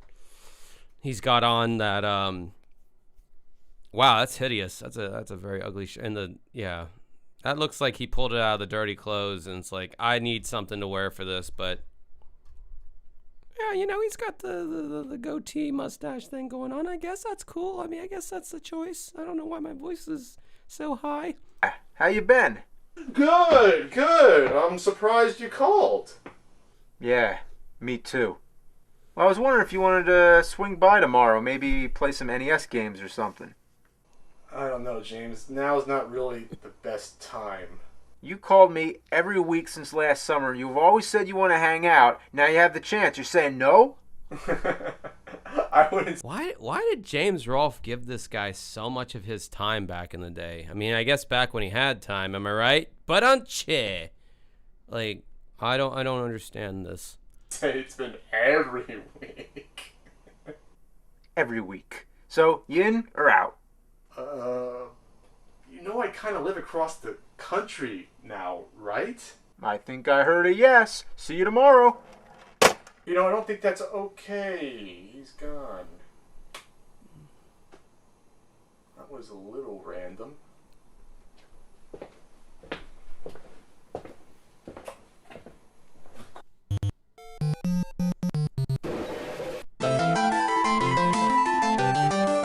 Oh Jesus, there's 122 of you here. I mean, I guess some people are finding this shit fascinating in some way or the other.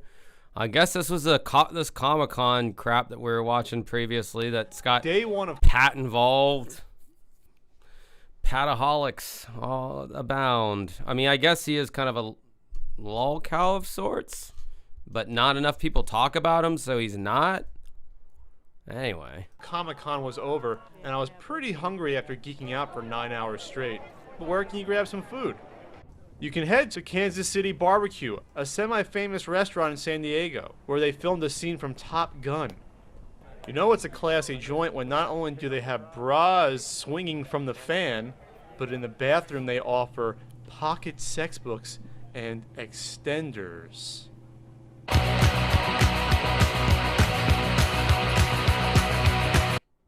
Even Praise after Jesus. one day at Comic-Con, you feel like you want to die. Look at the size of this place. It's huge. You walk around all day, your feet are killing you, your back aches. They even have massage booths here so people can relax. Yeah, that's a great idea. I'm not exhausted enough. Here's some of my blood. I've seen comics, I've seen lots of toys. What's left to see? So, what better way to spend your second day at Comic-Con after you've walked around for hours and hours, but to stand in a massive line? This shit better be worth it. Yeah, I figured I wanted to see the Warner Brothers panel. You had Harry Potter coming out, you have Green Lantern, but this line is pretty damn ridiculous. It goes out to the frickin' bay. You can barely see Comic-Con from here, it's so far out. But hey, there's only about, I don't know, 7,000 people online in front of me. I should be able to get in to see this, right? Right? Oh well, it's not like I waited an hour and a half and didn't get in. Oh wait, I did. Let's move on to an activity where I actually get to be involved. How about we look at some games? Yay! Let's start at the Capcom booth. First, I checked out Bionic Commando Rearmed 2, the sequel to the remake of the NES classic. Oh, that sounds like the theme music from Bubble Man's stage from Mega Man 2, if I'm not mistaken. The controls were solid and faithful to the original game, and I quite enjoyed playing it. Coming to the Wii and the PS3 is Sengoku Basara Samurai Heroes, a fun-looking game set in feudal Japan that sort of reminded me of Dynasty Warriors. Of course, Marvel vs. Capcom 3 was being shown off, but you had to wait about an hour to play for only 5 minutes. It wasn't worth it. Resident Evil 5 Gold Edition is coming soon to the PS3, and it's the same. Oh, Resident Evil 5 was a solid game. I don't give a fuck what anyone says. That was a solid game. Same game as the original, except that was the game that Alex Wesker died in. Damn. I really liked him. He's really one of my favorite foes of any game. You'll be able to use the PlayStation Move when it comes out to aim, but more on that in a bit. If that little tidbit didn't quench your thirst for zombie carnage, then take a look at Dead Rising 2. I'm not overly familiar with the franchise, but I do. Yeah, I never played a Dead Rising game, though I do really like Capcom. Am I missing out there? Should I be playing Dead Rising? Anybody in the chat? Know that it's an over-the-top zombie kill fest, and they're upping the ante here with more weapons, customizable characters, and a moped o' death that you can strap various death devices to. Blood, gore, yes!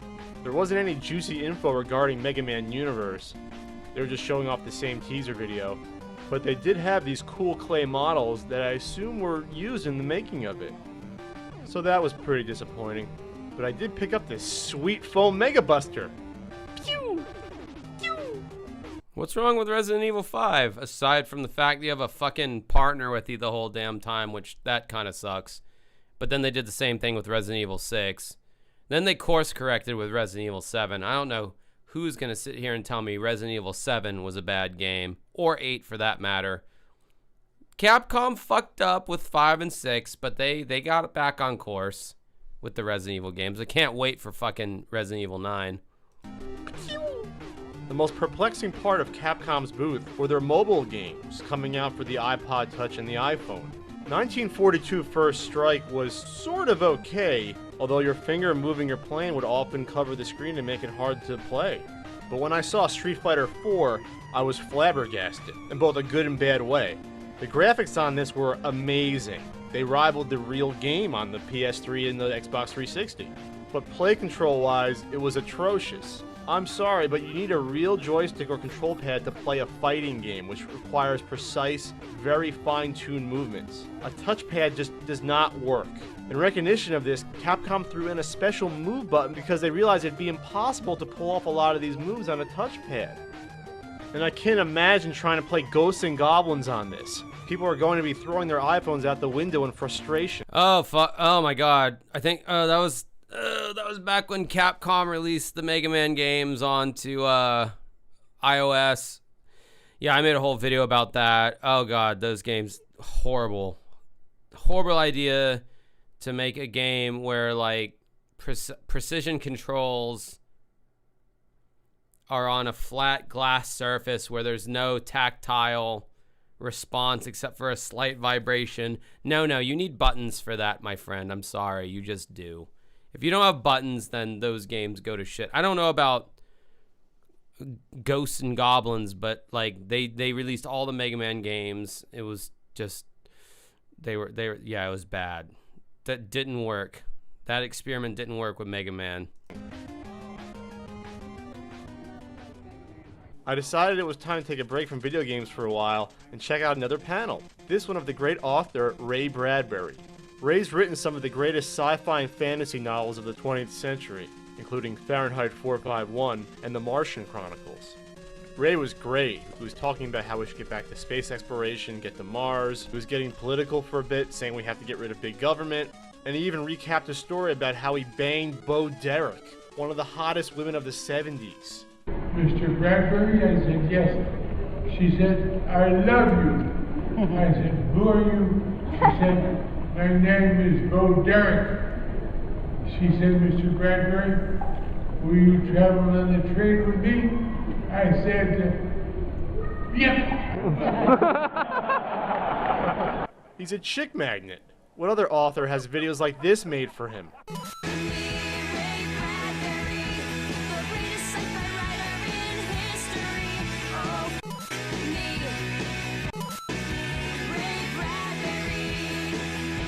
It's girls. A lot of girls. I like girls. Yes, to girls.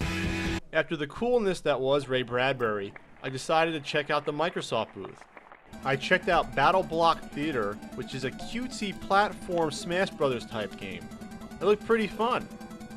You can beat on your opponent or kill them with bombs or other devices. And isn't it great just kicking the crap out of little kids? Here's Castle Crashers, the fun beat-em-up we all know and love, and footage from the next game in the Halo franchise. It's a first-person shooter, you're in a green suit. Yeah, that's all I'm going to say about that. This wasn't the only first-person shooter I saw. There was tons of others, and they're all different.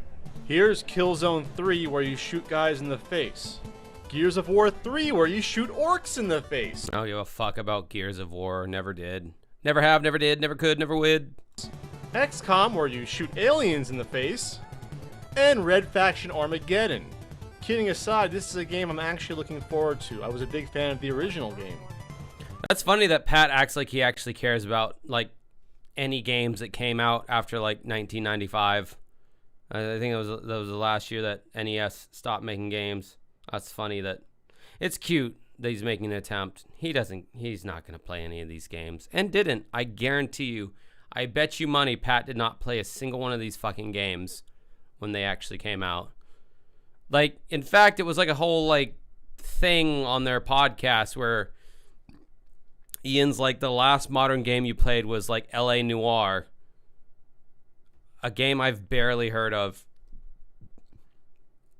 And Pat will pretty much agree that like, yeah, that's pretty much the last modern game I've played is LA Noire. Like, he just doesn't play video games anymore.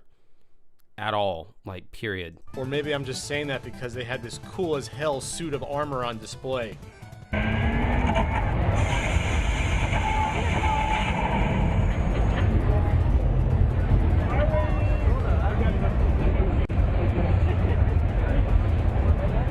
This is Comic-Con after all, so there were a bunch of comic book based games being shown off. DC Universe Online is an upcoming massive multiplayer online role-playing game. In it, you can create your own villain or hero, and fight against and alongside other heroes and villains. It's a game for those that thought World of Warcraft wasn't just nerdy enough, so you had to add comic books into the mix.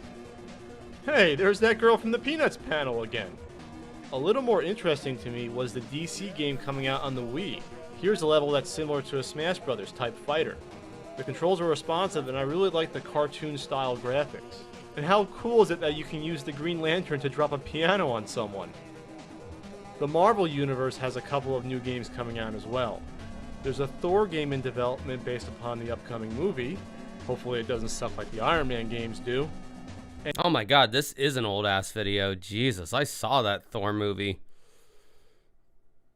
Wow. Yeah, this is 2010 or 11. And Spider-Man Shattered Dimensions. a game where you can play in 4 different realities as 4 different Spider-Man. Did that game ever come out? I don't remember that game. Men's. Spider-Man, what? There's Classic Spidey, Spider-Man 2099, Ultimate Spider-Man in the black suit, and a new creation, Noir Spider-Man, which is set somewhere in the 1930s. Every game environment looks unique, and every Spider-Man character... What? It came out on what system? Why haven't I played it? Did it play like the Spider-Man for PS4 and Spider-Man 2 for PS5? I love those games. I would play that game. Plays differently. I just wish they had also included Caveman Spidey and Renaissance. See, now I'm being told it did not come out. PS3 only. Good lord. Painter Spidey. What about those comic book games that are not DC or Marvel? Pat here, I'm speaking with Desdemona about City of Heroes Going Rogue, like the name matters. How are you, Desdemona? I'm wonderful and evil, both at the same time. How are you? I'm doing great. Desdemona, what are your evil superpowers? I can summon fire from my fingertips. Can you also summon at will any geek here that wants to talk to you like me? Yes, and I pick you. Oh, she's so kind. Tell me a little bit about this game. How is this different than the original City of Heroes? Well, it's called Going Rogue because it's about heroes going bad and villains going good. So, you know, shades of gray in between. Not everything's so black and white. Yeah. You know what sucks about, and I don't know why people feel the need to put those foam like wedges or those foam whatevers over the mic. It's not a pop filter, first of all. So if you like use hard P's or whatever, it's not going to filter it out like a windscreen does, or a pop filter rather, not a windscreen. But I experimented with, for some reason, I experimented with using those when I did karaoke a long time ago. And what happens is people spit when they talk, like everybody does, like little globules of spit will come out of your mouth anytime you talk. Whether you try or not, it's just gonna happen. I know everyone's had that experience where you've been talking to someone and you feel one of their little micro globules of spit hit you right in the face, and you try to be casual and you're like, yeah, man, man, I'm so tired, I'm yawning or whatever. So what happens with those is after a while, it just collects their spit into that thing, and it's fucking disgusting, and it's not even necessary, and there's less, if you just don't have that and just use a regular dynamic microphone, there's less surface area for spit to be collected on. I don't it's not like you're in a windy, like, outside environment. You're indoors, there's literally no reason to use that unless you're stupid and think that it's necessary. It doesn't limit the decibels, you know. It's not like a noise filter. It does nothing. It literally does nothing except collect spit from people. That's all. It's a bacteria trap is really all it is. Maybe he wanted to collect her spit into that for him to synthesize it later into a girlfriend using some kind of weird science kind of thing. I don't know. Yeah, you know, is there any sort of power, like maybe helping my hair get better than this, or can I do something like that in the game? Maybe choose any sort of power like that? I think it looks pretty good. Pretty good? But you can make your own character. You can? Okay. Yes. All right. Any hairstyle you like except mine.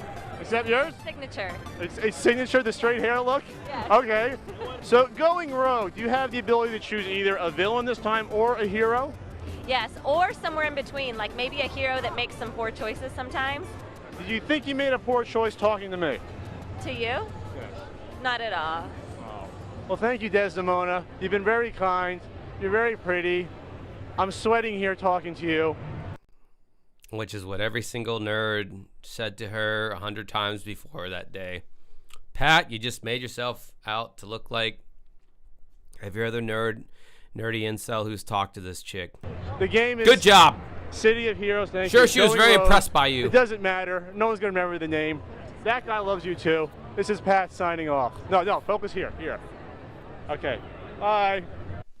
This babe looks slightly familiar, but I can't really put my finger on it. To cool off, I decided to go watch the Rift Tracks panel. These are the guys that used to do Mystery Science Theater 3000. Let's see. Do you think I was able to get in? I've been standing in this line for an hour and a half to get into this Rift Tracks panel, and I can't even get in the goddamn thing. The worst part, I gotta stand next to some idiot the whole time. This guy.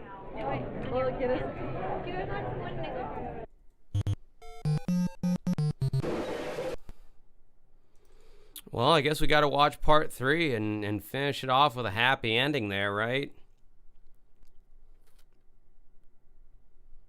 No, Pat lacks any and all riz, I would say.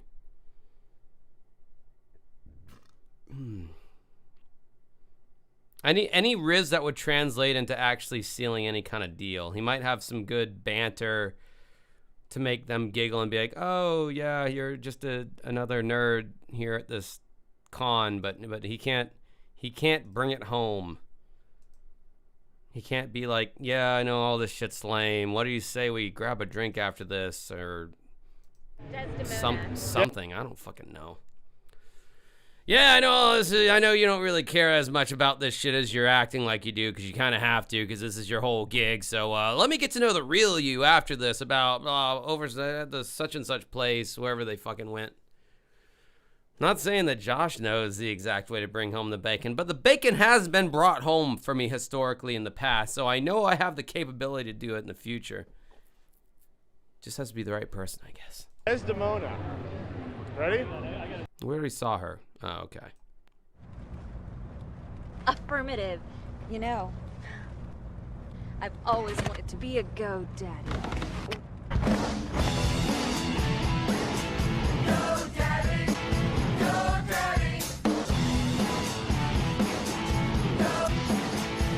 GoDaddy. What is this? This is part 3. I don't know what this is.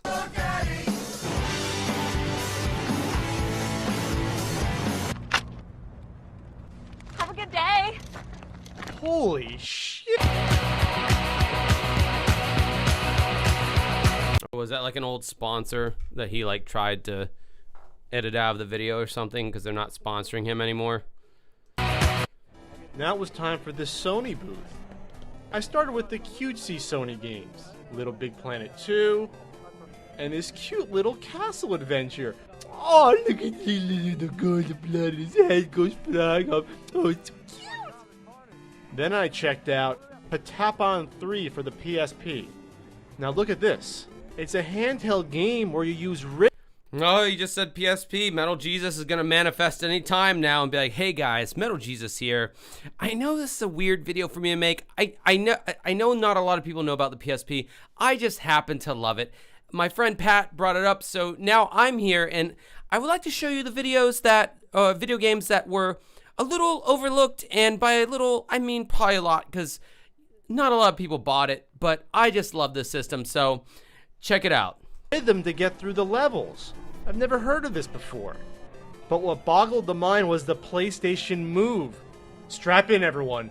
Sony is coming out with motion controllers. Here's the fight where you use the PlayStation Move controllers to fight. You're punching. You're punching and hitting. Yeah! I then had the great opportunity to try this myself, playing this medieval weapon one-on-one game. Oh man, I felt like I was right there with armor and chainmail on, wielding a saber, and I had a shield. Is this the very same convention where iDubbbz went up to Tana and is like, "Say N-word"? Is this the same time that this happened? This is an absolute game changer in the video game industry.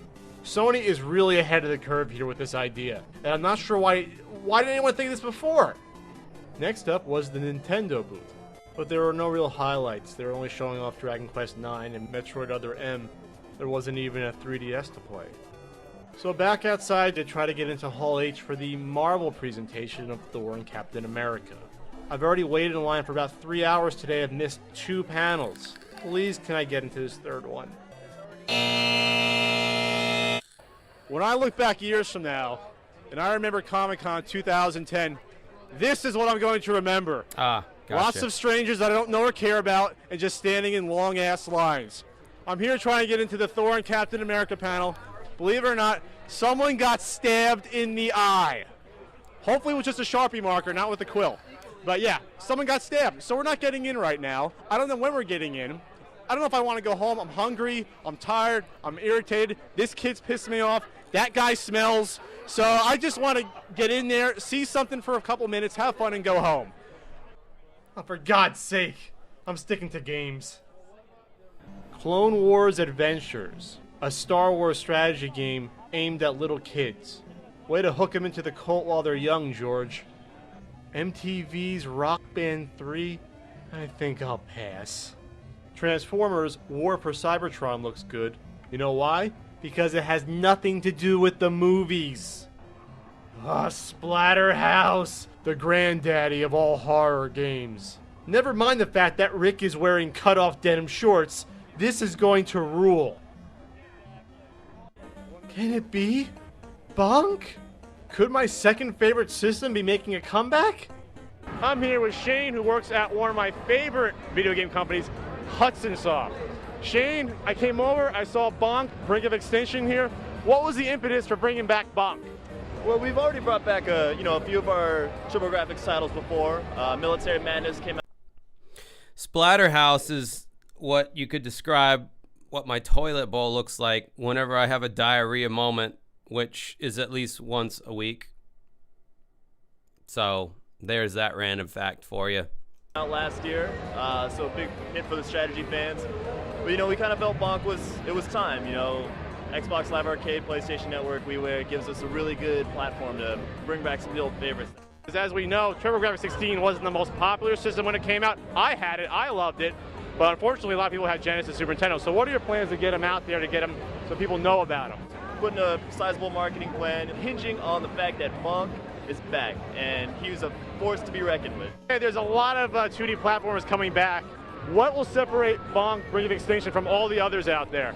The big thing to me is the co-op gameplay. Bonk's the only one that I know of where another player can jump in. Well, that's my origin easily, story. online. I don't know about the game's origin story. That's my origin story of my own personal Splatterhouse. It really adds a lot to the gameplay. We've got a few other modes that are going to keep people gaming. Something similar to like an arena type of horde mode where Bonk's going to face wave after wave of enemies. We've got plenty of DLC in the works as well. No other game really has the same mechanics that Bonk has. There's no other way to put it. Back to life. You mentioned the classic gameplay. There's been about 5 Bonk games in the past. What will you add to make this one unique compared to the other old school 8-bit and 16-bit ones? I'd say the thing that jumps to mind the most is the transformations. Some of the Bonk games in the past did have transformations, but this one has some all new ones that really add a whole nother dimension to gameplay. I mean, you'll see Bonk have freeze powers. We can freeze enemies into a block of ice and use that to get to new platforms. But that's just one of the first ones. We've got some really kind of outside the box ones that, well, I won't spoil it, but it's safe to say you would have never ever seen them back in the 80s or early 90s. Well, Bonk. That microphone is exactly what Pat's cock looks like. Get giant again, like in Bonk's Revenge. You'll have to see. You'll have to see. I don't want to spoil it. Oh, come on! Hey. You killed me, Morgan. I know. I look forward to Bonk, Brink of Extinction. I love the TurboGrafx 16. Good to see it making a comeback. Hopefully more titles follow suit. Yes, the TurboGrafx lives again! This big black Cheeto orange head and a small black shaft. That's what he's working with. I don't make up the rules for this shit. I just report the news, motherfuckers. Pat here, last day of Comic-Con, Sunday. I'm tired, I'm irritated, hungry, but I had a blast. I've seen lots of cool stuff. Yeah, I just told you about my blasts regarding Bonk. Or, no, it was Splatterhouse. Told you about my Splatterhouse blast. It was a little different than your Comic-Con blast, but they're blasts nonetheless. Equally important and valid artistically, arguably. Actually, I haven't. I've gotten to two panels. I've missed 3. I've missed more than I've seen here. It's too many people. I hope a plague hits here and wipes out half the population, so this can be fun. Josh, are you illegal? Ja, ich bin hier in den Vereinigten Staaten von Amerika nicht aufgewachsen. Ich komme aus Deutschland.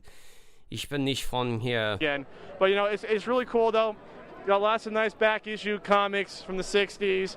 I talked to lots of cool video game guys. You'll see that. So anyway, I have no funny way to end this, and we gotta go. So Pat's signing off. See ya. So my Comic-Con trip is finally winding down. I've enjoyed the crowds, kind of. All the people in their wacky costumes. You won't hear any more great jokes like, "Wow, I have that same dress in blue." And what? Look at this guy in this Speedo. What an ass, just crying for attention. It's not even a joke. You're just making an observation. What a dildo. J-Rob8420, $5. Do you know Chris Bores used to host these kind of events and he was actually paid by a company to go to E3? Oh my God. Oh my God. He's even worse than Pat. I don't even want to watch Chris Bores content. It's just too bad to even like view. I can't, man, they were, I guess once G4 like fizzled out, they were just, these gaming conventions were looking for anybody with any kind of following. Like, here's a mic.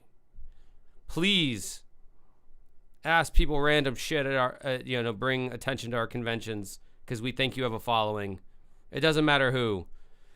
And that's when Spoonie said, "Betrayal! Betrayal! They betrayed me!"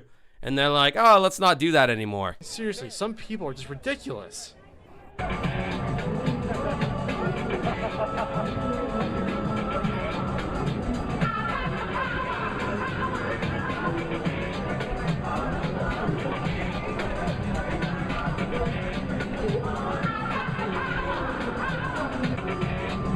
I'm just saying, when you're pushing 40 like I am, Splatterhouse means a completely different thing to you than it does to like someone in their teenage years wanting to play like an edgy, like gory game.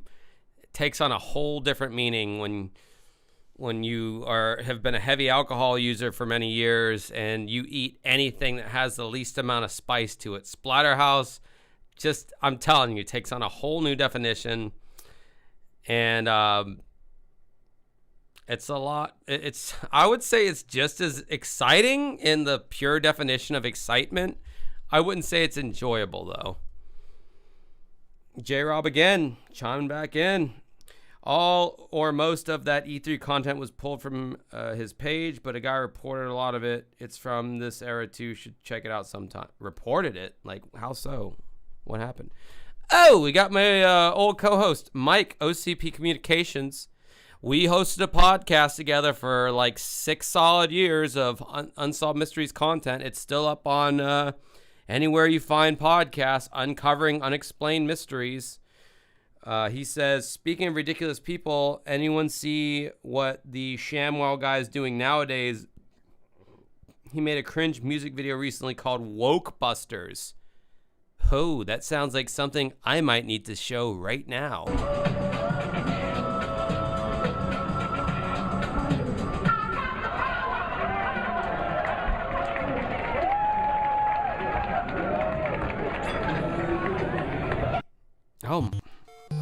Oh yeah.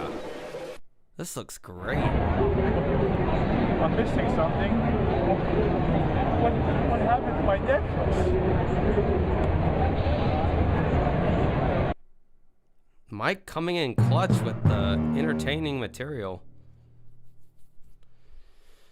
Well, hopefully I won't have to talk about Pat for a hot minute after that. Okay, let's see what this Woke Busters by the ShamWow guy is all about. Hopefully I don't get my stream shut down from all the copyrightness going on here, but I don't know. We got to see what this is all. What's going on with this shit? Oh, here we go. Woke Busters. I'm assuming this is some MAGA whatever the hell thing. Probably going to be like an old meme at this point. Calling something woke just for the sake of it being left-wing silliness is getting old, a little long in the tooth at this point, but we'll still see what this is all about. Oh, I sense a trans joke coming. Let me take a pee and grab another beer. I'll be right back. Don't be queer.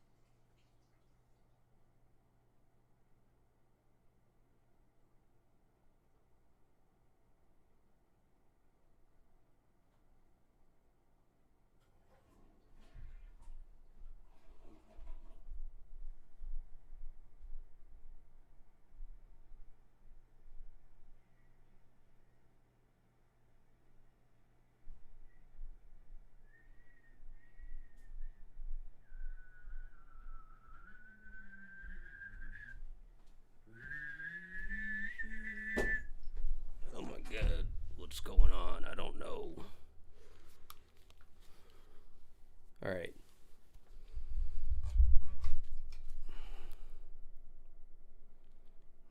All right, so let's see what this is all about. The ShamWow guy.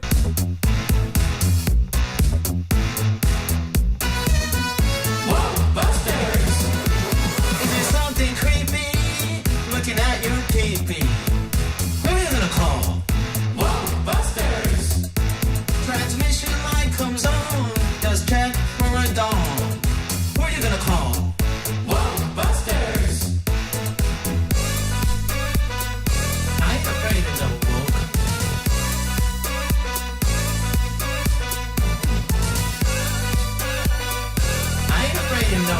See the Splatterhouse thing I was talking about earlier with me?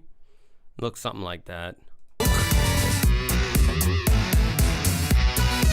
mean, in all fairness, he's aged pretty well. Like, given last time I saw him was like probably 20 years ago with his slap chop or his ShamWow. Whoa, Busters! When the melanin in your skin is way too thin, who can you call? Whoa, Busters!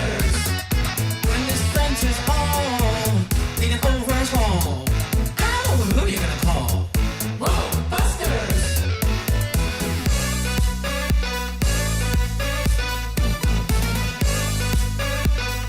I ain't afraid of no woke. I ain't afraid of no woke.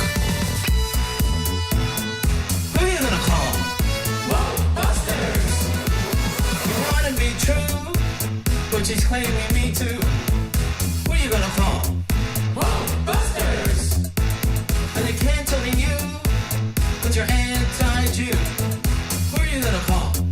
Whoa! That wouldn't surprise me if that was actually Kanye West, like doing this just because, like, that's where he's at now in his career. Like, yeah, I'll do the ShamWow guys video because he's speaking the truth. Busters! I ain't afraid of no book. If you say a thong that has a schlong, who can you call? Whoa, Busters! The ironic thing is, like, there are actual kids in this scene in front of, like, I guess a guy portraying a trans woman or something. And he's, like, actually exposing these kids to that, unless that was, like, a separately shot thing, I would hope. But he's mocking a thing that never, to my estimation, from the stories that I know, has never really fucking even happened, but whatever. I'm not even gonna go there. Yeah. Whatever. Anyway. If them or they are gonna play, who are you gonna call? Whoa, Busters!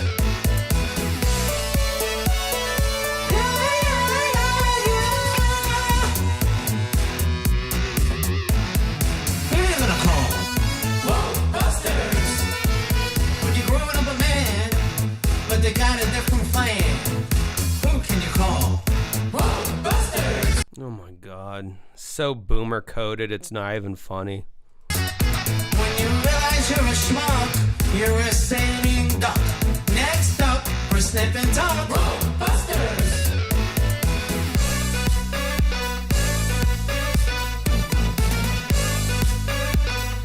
I ain't afraid of no book. Literally, he recorded this on Xbox mic. That's what it literally sounds like. It's funny. Let me tell you something. CRT just ain't for me. I ain't afraid of no book. Don't go in alone. When you're drinking that wine and the lady boy looks fine, I think you better call. Whoa, Busters! Ow! I think you better call. Whoa, Busters! Who you gonna call? Whoa, Busters! I don't know. Whoa, Busters! Who you gonna call? Whoa, Busters! Black Friday shopping spree. Whoa, Busters! Liberal arts. Whoa, Busters! I can't half of the Republican men or conservative men who gave this video a thumbs up have absolutely been with trans women. That's the funniest thing about this entire video.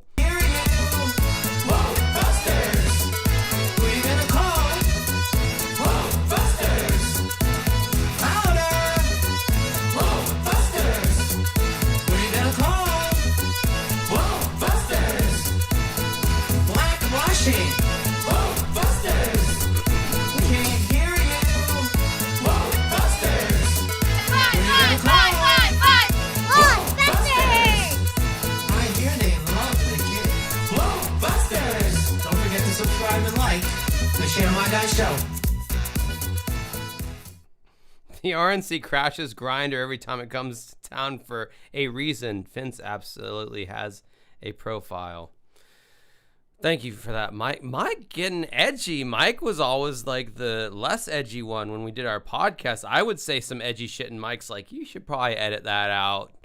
And I was like, yeah, you're probably right. We're just here to talk about unsolved mysteries. I don't need to be bringing all kinds of other shit into it. But, all right, Mike busting out of his bubble there. You guys should absolutely listen to our podcast. It's still around. I pay SoundCloud $15 a month to keep it online because people still listen to that shit. Not a lot of people, but it means a lot to some people still, so I keep it on live support. I don't know if you knew that or not, Mike. I keep our podcast on live support still, even though we haven't posted a new episode in like 2 or 3 years. Someone literally requested me to watch that trash and do a video about it. That's the only reason I knew about it.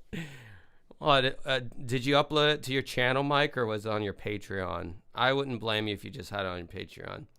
Well, since we're going for lowest common denominator here, and I don't, whatever. People want to tune out, they tune out. I had this one in the chamber just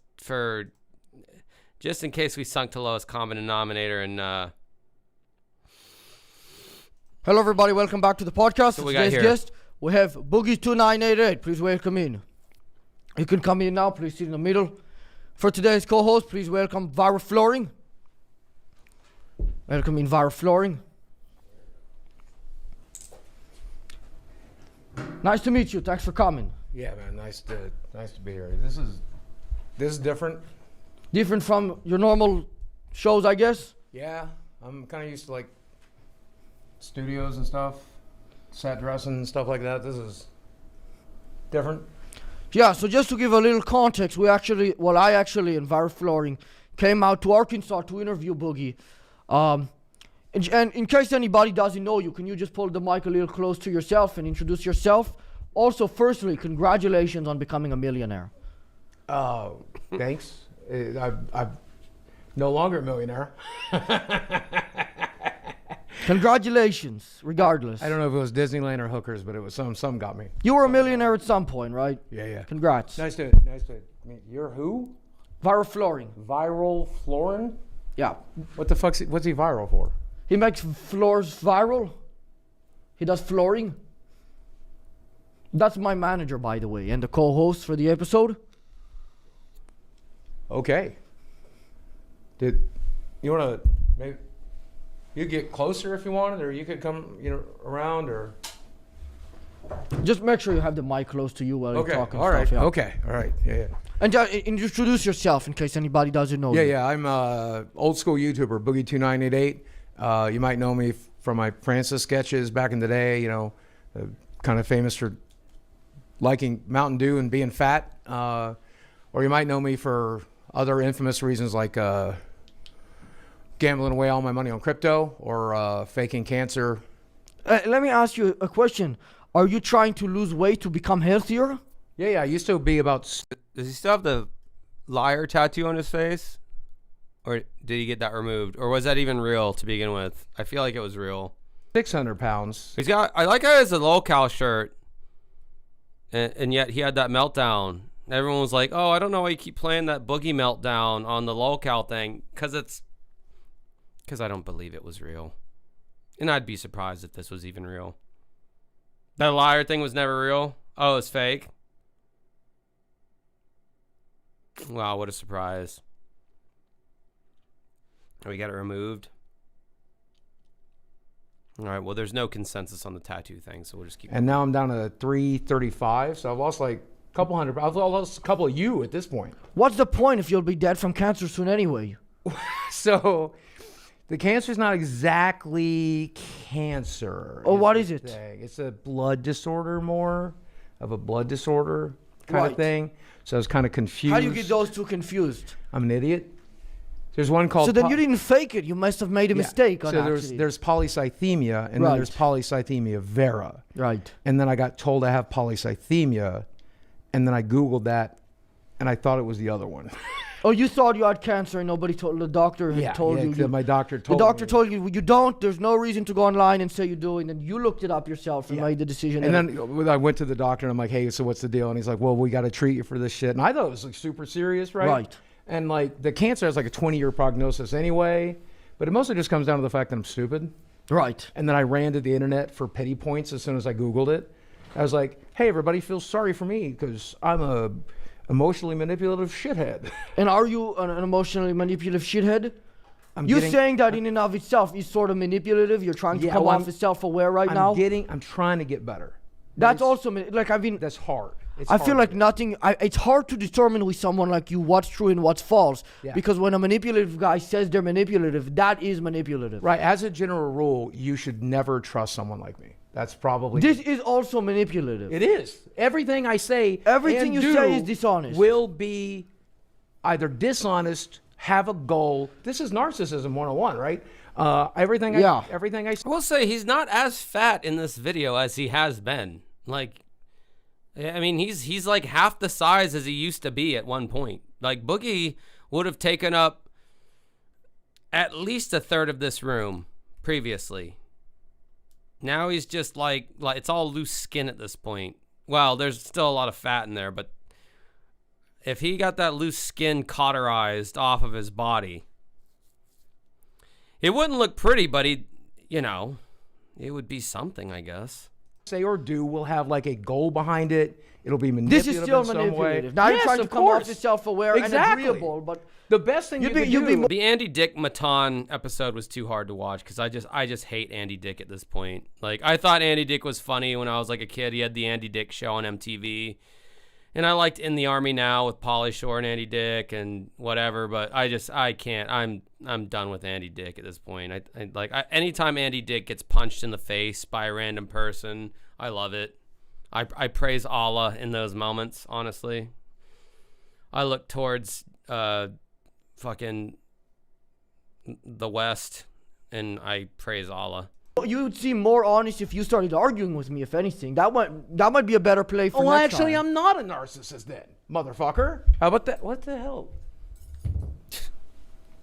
I mean, I'll eat dinner. I ain't gonna throw away a good steak. Shit. Well, you mentioned one time you went on a podcast and they didn't feed you.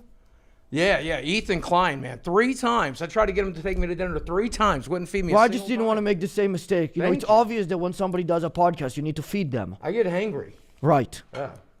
I mean, that must be a constant thing for you, right? Yeah. Well, less so once I started injecting myself with medication. Oh my God, fuck the steak. That's way better. Holy shit. Do you want to move on that quickly? Yeah, well, dessert's better than protein, right? Ah, beautiful Vash showed up $10. They call me Shifty Capone. I make a moan. Yes, I'm the one. Got some Crazy Town lyrics pumped into the chat. Why not? It's Vash's favorite band, Crazy Town. Right, like that's healthy. Vash, I have a question for you. When are you getting the Gift of Game girl tattooed on your body? You have Devil May Cry on your goddamn forearm. Why not Gift of Game somewhere on you, pussy? This is unhealthy, right? I mean, it still might taste better than that. I don't know. No. Well, you do whatever you like. I mean, I think you to your heart's content, you'll be dead from I can't. You'll be dead from polyocyema vera soon. So. What? You can't have gluten? I'm trying to eat healthier. I mean, I don't know. I'm not. I can tell. You seem very excited. Yeah. I mean, do you not get to have this food at your house recently? You've been struggling money still, or? You know, I'm trying to like do better and eat less and have like healthier food in the house and like bananas and fruit and like proteins and weight loss shakes and shit. And then I just leave and go to Starbucks and get like croissants instead. Right. But I can't have this in my house. So it's in front of me. I'm gonna eat it. And going back to that thing about you being a manipulator and you should never trust someone like you, is God keeping you alive to punish us? God only takes the good ones. The rest of us are here to suffer. So if you're still here, that might say something about you as well. I don't think so. I mean, I'm such an honest guy. I feel like I'm known as such a cool, honest Abe. You're an honest Abe. Yeah. I Googled you. I don't know much about you. But yeah, that's the one thing that came up. You were like, Mike, I don't know if you're on Discord or not, but you should join my Discord. Always honest, always true. That's exactly what it said when I Googled you. It said, feel bad for the guy. I didn't know how to interpret that. Just posted the link if you want to do that. If not, I totally get it. I totally understand. That was just my whole YouTube shtick for like 20 years.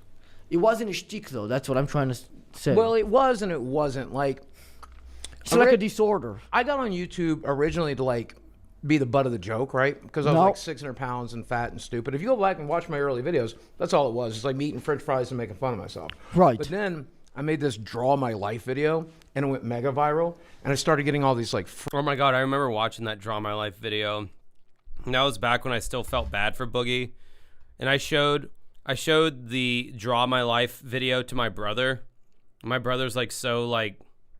He's 4 years older than me, so he was like more like hardened by 4 more years of, I guess, internet whatever culture or whatever. And my brother's like I was just waiting for him to fart at the end of the video and he never did. And like I was over there like kind of like getting choked up, like, isn't his story so touched? Because I didn't know how much of a piece of shit Boogie was at that point. I was just like taking it at face value. And he's so good at like selling himself as like, you know, the like feel bad for me kind of thing. And my brother just immediately saw right through it. He's like, yeah, I was just waiting for him to fart at the end of the video because he's like so fat, and then he never did. And I was like, you don't get it, man. I thought this was gonna touch you on an emotion. That was he turned out to be right. I was stupid. I didn't see past the veil of bullshit that Boogie was selling. Free pity points and shit. And I got addicted to it, dude. Like, I made so much money off of it. People like were so nice to me, and I liked it, so I just kept doing it. Right. Yeah. Elephant Graveyard, David Lucas in the Austin Comics. I mean, fuck it. I don't know. I think Mike spends more time on YouTube than I do, so I take it on his authority that that's probably worth watching. Mike's Elephant Graveyard. Because that shit's getting boring anyway. Oh, the Joe Rogan thing? Oh, yeah. I saw a little bit of that. It's at like 5 bajillion views. Oh, this is an hour and a half. I don't know how long I'd be watching this for, but I don't know if I can just sit here watching a fucking 3 dudes and like some bed sheets on the wall and shit for much longer. So I might pivot. Might do some pivoting. Hardcore pivoting here.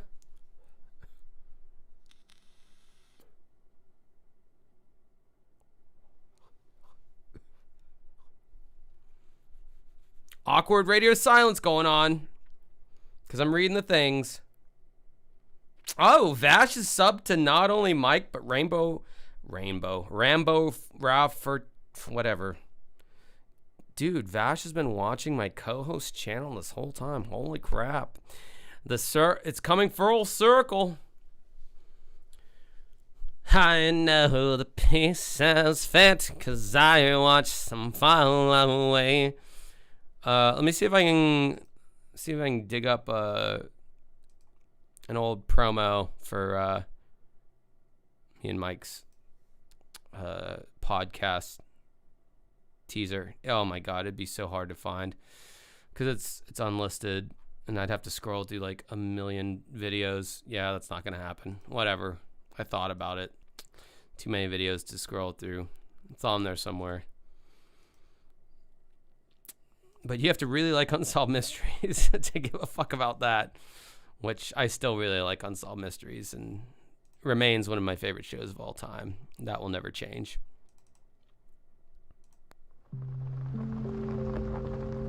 Oh, wait, hold on.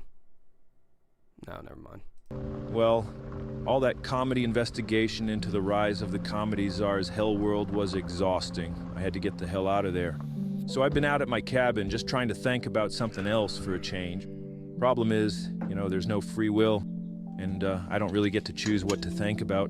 Been thinking about a lot of different things, but seems like for every question I try to answer, I end up with 10 more. It's getting ridiculous. But mostly the question that still haunts me every day is, how did comedy get so shit? Was it ever good?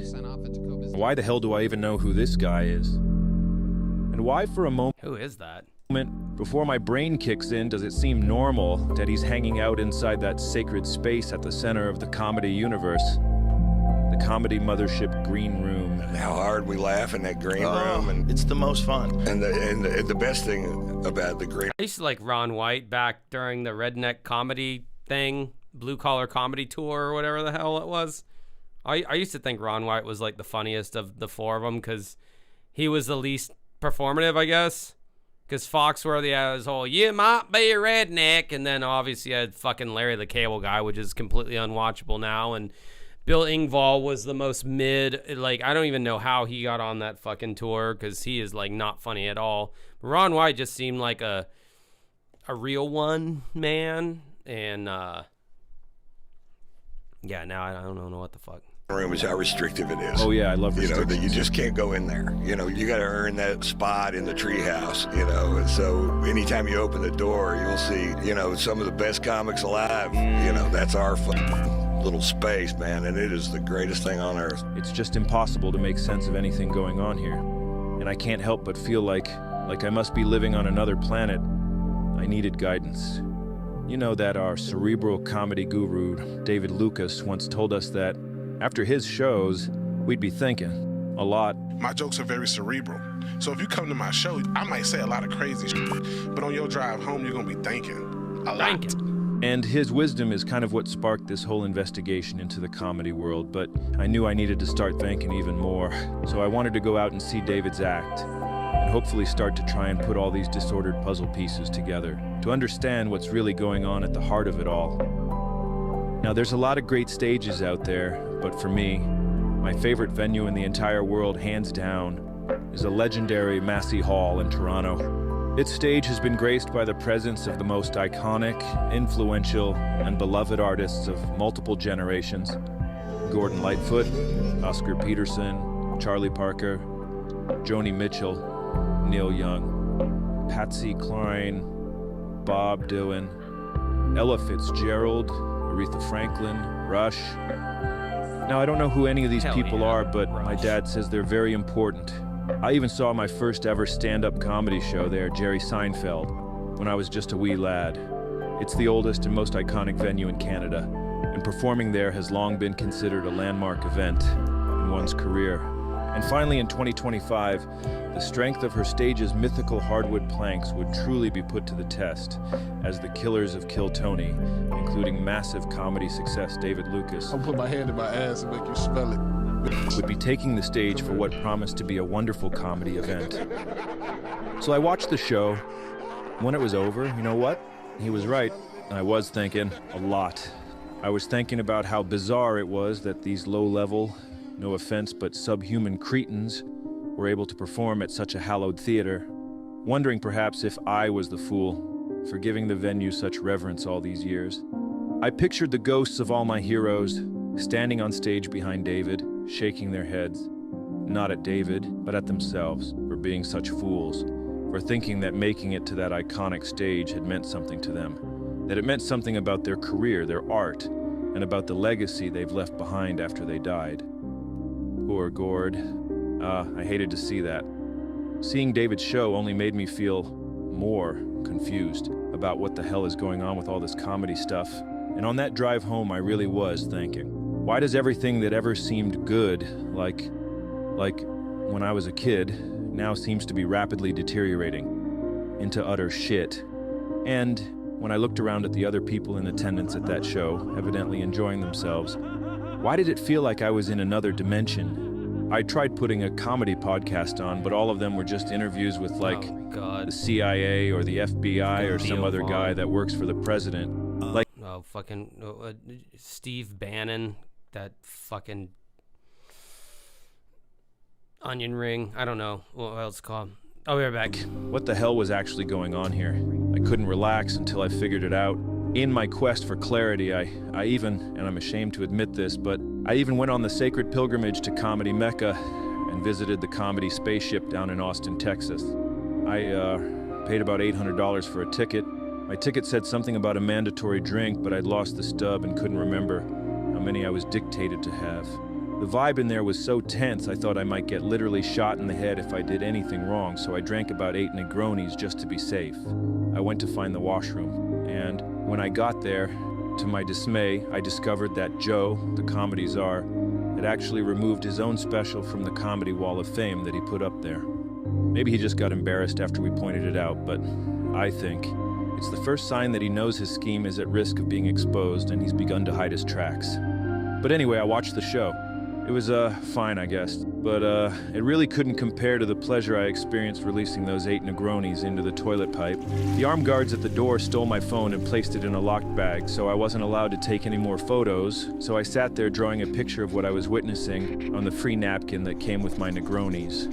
Now we've been getting a lot of feedback saying that we are very negative, so here's something positive about the experience. The show is only a couple hours long, which for $800 is insane, but it's so boring that it feels like it's about 5 or 6 hours, so that improves the value at least. As you walk into the room, you're reminded of 2 of the most horrific acts of brutality ever committed. Which is good because when you're thinking about what happens when an atomic bomb blows up over your head, it makes the terrible show you're witnessing seem like an okay alternative. All right, seems like nobody's enjoying this. I guess we'll have to move on to something else here. What do we do? What do we got? What do we say? Hey, why don't I put on AVGN thing or a Pat thing? That seems to pacify everybody. What do we got for AVGN? Let's see here. AVGN. Let me just pull something out of my ass. I'm sure that'll make everyone's dicks get hard. No, I don't want to watch them reading Castlevania. I would rather fucking stick bamboo shoots under my toenails than watch that. Gee whiz. Let's see here. Let's go to, what other Christmas shit that he got going on here?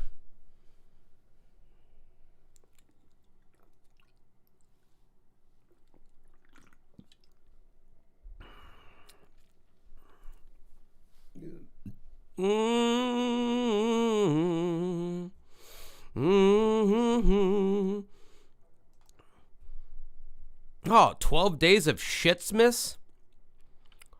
Oh, don't mind if I do. Where is he talking about the fucking AVGN shitty, color thing?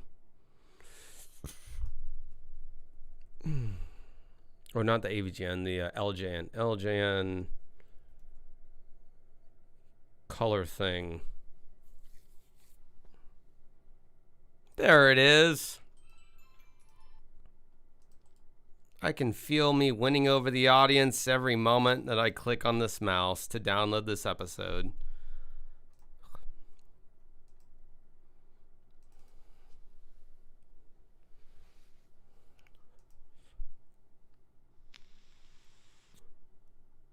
What else do I have on here? As it downloads.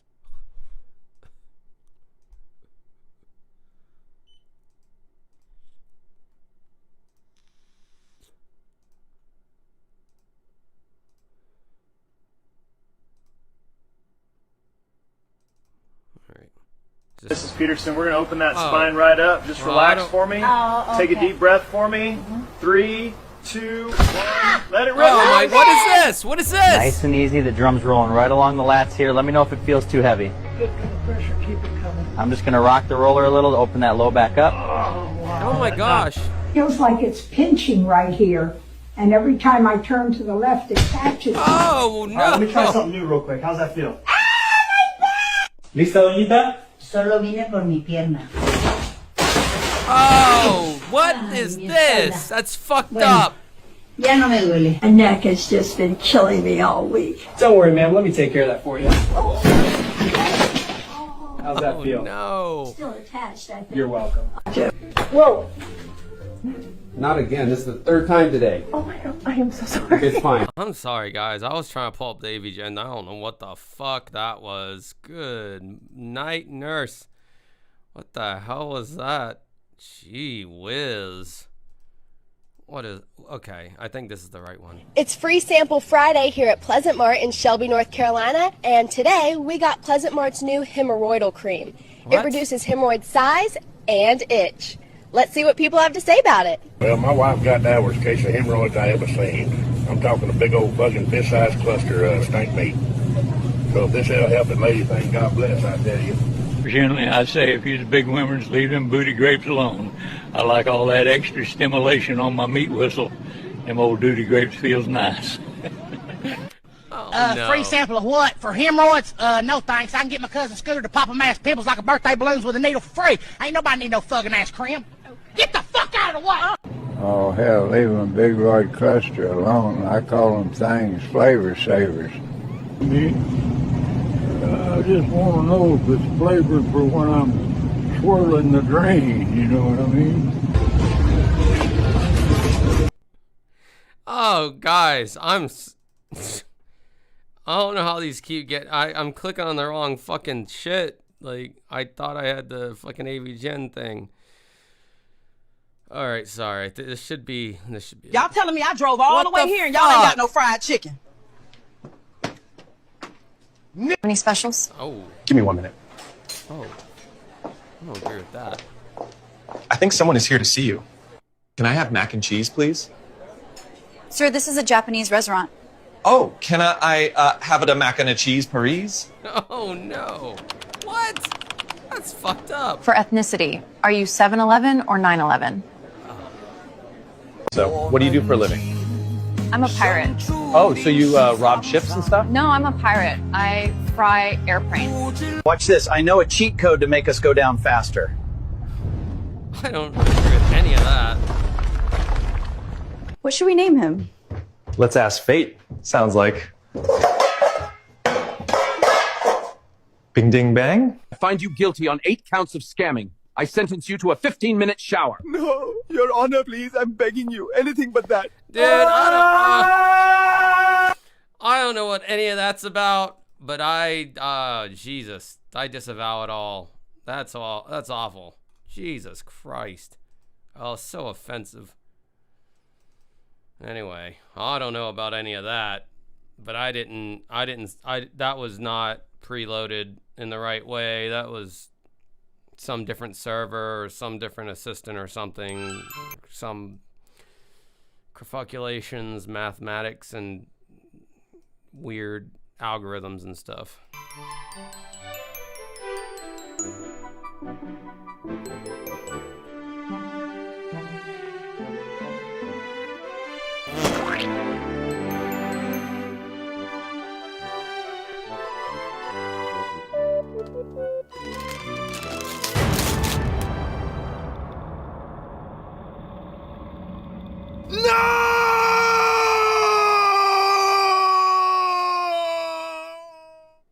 It can't be.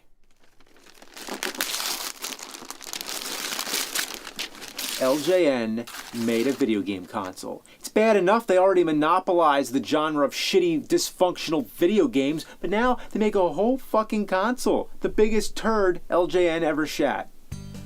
Let's take a look. Hours of creative fun, oh, I'm sure. Do I really have to play this thing? I'd rather analyze the styrofoam that came with it. It's far more exciting. See that right there? Maybe somebody's cat stepped on it. See all the scuff marks? I wonder what that's all from. It's like an archaeological record. It's like styrofoam keeps a fingerprint of the past. It's interesting. Okay, let's cut the shit. Let's hook this thing up. That was gross. Oh no, oh no, oh no! Oh, I hate these. These things come from hell. These are the devil's pitchforks that you have to screw on the back of your TV. The box says it's for ages 5 and up. Adult guidance needed for hookup. I think we're going to need... Holzilla asks, aren't there some AVGN AI episodes yet? Yeah, have you been to a little website called the Cinemasker Truth? They're full of not only AVGN AI videos, but a bunch of videos taking a big shit on me. So if you don't like me, go to the Cinemasker Truth forum. More like spiritual guidance. So we plug this fucker in, and here we go.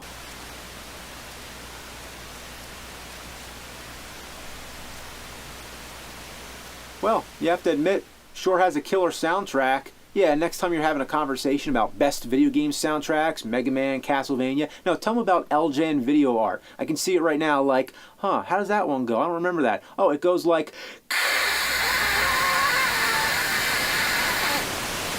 The game has no sound.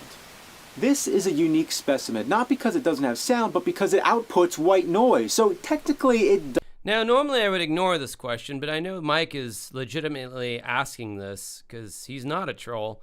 Yes, Mike, I do have my own subreddit on there now. I did not create it, but it exists, and that's about all I'm going to say about it. It does have sound, but it's fucking static.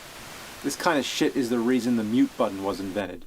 Yeah, so turn the sound off, put on some Witchfinder General, and while you're at it, put on a different fucking game. If you turn on the console without a game cartridge in it, you get a blank screen that you can doodle on. The console comes packaged with one cartridge. If you put that in, you get a bunch of pre-done drawings that you can mess with. The joystick moves the cursor about. To draw, or should I say to scribble around like a blind Golden Lion Tamarin on speed, you hold down the button. This presses the pen down, so to say. The joystick is already overly sensitive. One slight move and your cursor flies all over the place. Having to press down on the joystick at the same time as you're trying to move it only adds to the frustration. Why could there be a separate button, like Atari 2600? There are 2 other buttons on the... And why can't you say button right? Why does it have to be button, like Joe Budden from that fucking Everyday Struggle podcast or radio show or whatever? That's another question. Why does the T's have to be converted to D's? Why can't you say button, button, button, mountain, review? Why can't you speak right, James? It's not like a New Jersey accent thing. You just say things weird. Maybe it's the tism. Who knows? It's an unsolved mystery. Now I'm tying it all together. Controller, but they're for locking the verticals and horizontals so you can draw a straight line. Maybe we can get some lasers coming out of the parrot's eyes. Yeah, that's my best. The diagonals are the biggest problem. I just want to see if I can draw a circle. The squeaking adds comedy to it. Oh, man. Unintended comedy. Fuck! That's it. With my best practice, that's the best circle I can possibly draw. I can draw rounder shapes on an Etch-a-Sketch. That's my best spiral. That's my best person. I'm not joking around. The controls are so bad. That's the best I can do.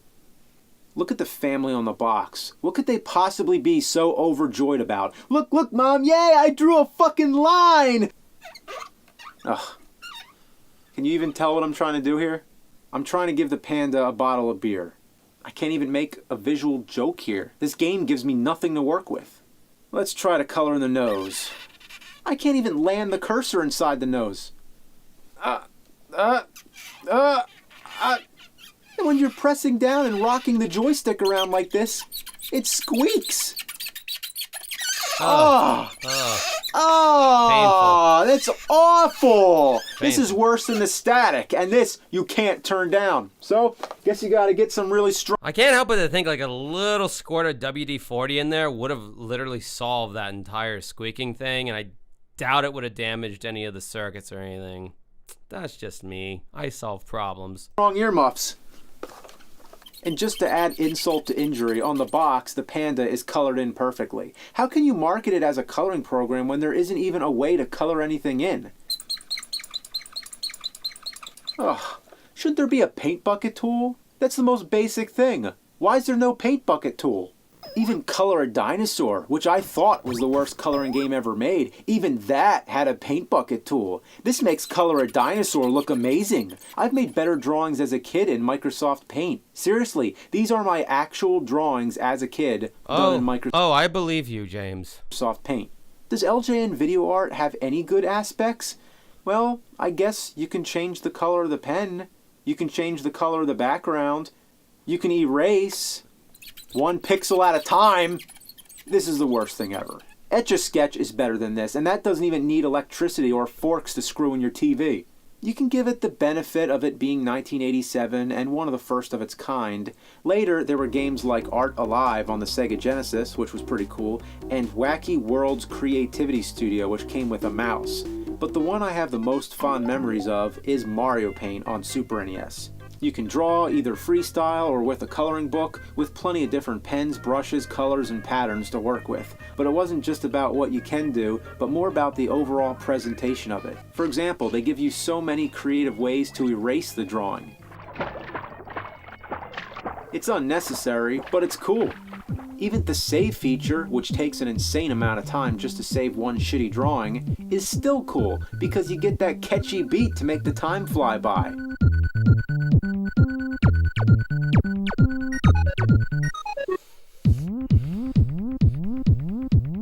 The sound effects are so enjoyable. I mean, it's awesome just the way when you click on the different color sets, it goes higher in pitch.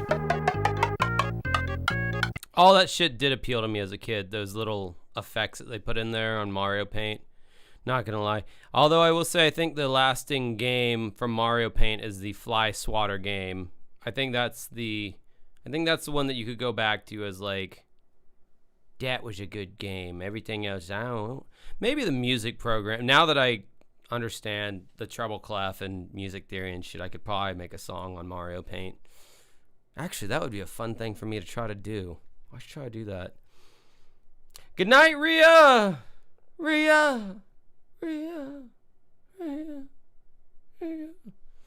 All right, this is boring me.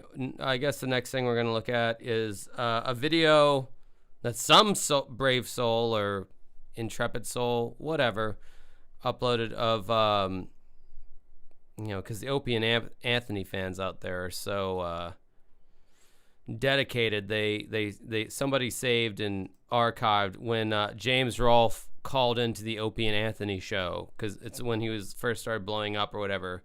I made a whole video about it. I'm not going to play my video. I'm just going to play the raw audio, because like if you want to see my video on it, you can fucking watch it, bunghole. I just don't want to see myself on screen right now. So we're just going to listen to his raw awkwardness as James Rolfe, this internet celeb at the time, was blowing up, and he actually called it, because I think James actually listened to the Opie and Anthony show back in the day. Oh my god. That sucks. We got Angry Video Game Nerd on the phone. Angry Game Video Nerd, how are you? Hey, how are you? It's Opie and Anthony, Jim Norton, and a bunch of other guys. How are you? I said that already. I'm pretty good. Good. Yeah, watched some of your work. I loved it. I mean, Right. it's nostalgic, brings back memories of playing some of these shitty games. And you got quite the take on it. It's not just like you're reviewing these things, but you're kind of passionate about it. Yeah, you got a great way about you as you do this. Yeah. Yeah, I know. Yeah. So what? You played these shitty games when you were younger, Yeah. and decided you were gonna just put them up there and talk about how crappy they were.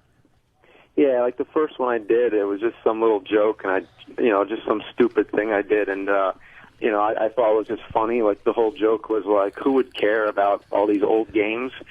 And little did I know it gained this huge following, and everybody was like, this is hilarious, you got to do more. And so I started doing more and more and more, and then I started finding all these games I never even heard of, and then learning about them as I'm reviewing them, and it's been fun. What was the first game you reviewed? The first one was Castlevania 2, Simon's Quest. It was actually a classic game. It's in the Castlevania franchise, but there was just lots of flaws in it, lots of things that were just, you know, really weird. So it was a good one to start with. My favorite was probably Top Gun. Was really a good one. You ripped the shit out of that one. Yeah. My favorite thing about the Top Gun one, I was watching some of these last night, and I was taking a look at the Power Glove one that you reviewed. Yeah. And the best part about the Power Glove one is that he's playing time. The thing was impossible to use, but he's playing Top Gun. What was the Power Glove? It was this awful. To be perfectly honest, it really. Mike, all I'll say to you in the chat is, do you remember the VHS incident you had in the Facebook group many years ago? That's kind of me right now with whatever you guys are talking about. So I'm disregarding anything on that front. It really reminds me of what the Wii is now. It was basically this just, infrared sensor that you'd wear on your hand and try to control the game with this shitty glove. And he actually landed the plane in Top Gun with the Power Glove. After he couldn't land it with the controller ever. It was just impossible to land that fucking plane on the carrier. And also Back to the Future was another great one. The dumbest friggin' additions in that game that had nothing to do with the movie. Yeah, like most of the games I do are NES games or movie-based games. Yeah, and a lot of times it's fun to compare the movies with the games, and it's like, where did they come up with these ideas? Like the bowling balls. Yeah, the bowling balls. It's like, what the hell does that have to do? Yeah. Now, what do you play? Opie and Anthony trying to make autistic James like funny for radio, like trying to pull whatever they can. Okay, so what about the moving on to the next thing? What about the crazy bowling ball thing? What about landing the plane in the Top Gun? That was crazy. And then James is giving them absolutely nothing. He's like so bad on radio or just in person, like without a script. We all know this about James. He's just like, yeah, that was weird. Yeah, it was a crappy game. Yeah, not everyone flourishes in the live format to keep things snappy and popping and going and zipping and zapping, shucking and jiving. None of that going on here. It's they're trying, and James is just like, yeah, I don't know. I did a game review because the game was bad, so I did a review. I was hard pushing the buttons. Yeah. And now, do you actually play games now? Like new games? I try to, but I'm too occupied with just playing crappy games. It'd be nice to play some good games here and there. Well, yeah, I play some Wii games. Like I played like the new Zelda, Twilight Princess. Jeez. But and now I've sort of. I can read between the spaces here. This is not good radio for them, and they're like kind of regretting having James on because they thought they're looking for the angry video game nerd. They're looking for him to be like, yeah, I played some shitty games, and let me tell you about blah blah blah. It's a shitload of fuck, and they're looking for that kind of They're trying to find their own Howard Stern whack pack right now, and they don't realize that James Rolfe. Add a character is a very docile individual who has very little to say about anything ever, and they're like, all right, this is kind of awkward, and we're trying to like make it through. So yeah, it's funny. It's actually funny to hear the shock jocks try to flex their radio muscles here to try to make it entertaining, even though James is giving them absolutely nothing to work with. A collector, so I have the old, I have the Intellivision, ColecoVision, the Atari 2600, and all that. Yeah, you've had to like get all these platforms and the games themselves. Where do you find this shit? Yeah, a lot of times, sometimes it's eBay, and I have a PayPal donation on my site, so people donate. And some people actually donate directly. Like, I give out a P.O. box address on request. So some people have actually sent me games. And so I get, like, lots of stuff in the mail. I get, like, stuff I never heard of. I once mentioned in a video that I didn't have a Sega Saturn. And next thing, I got 4 of them in the mail. Of course you did. They've been sitting in a Wow. box for the last 10 years in an attic. It's no surprise. That thing sucked. I got the Sega Genesis and then the add-on. The 32X. Yeah, yeah. CD? The Sega CD. And, was that awful. They made it look like it was going to be so cool. There was that one game where you went into the... This was back before Anthony Cumia complained about black people every 4 seconds, which is a rare form to find him in. Because, like, he wants to, but he just hasn't yet. But, Anthony... If you keep up with Anthony Cumia, half of the Opie and Anthony show, he's got some opinions on the melaninated people. Sewers, And Opie, God, I don't know what the fuck happened to him. He just completely forgot how to be entertaining on radio. And you're kind of racing around, and it just turned into a turn right, turn left. Yeah.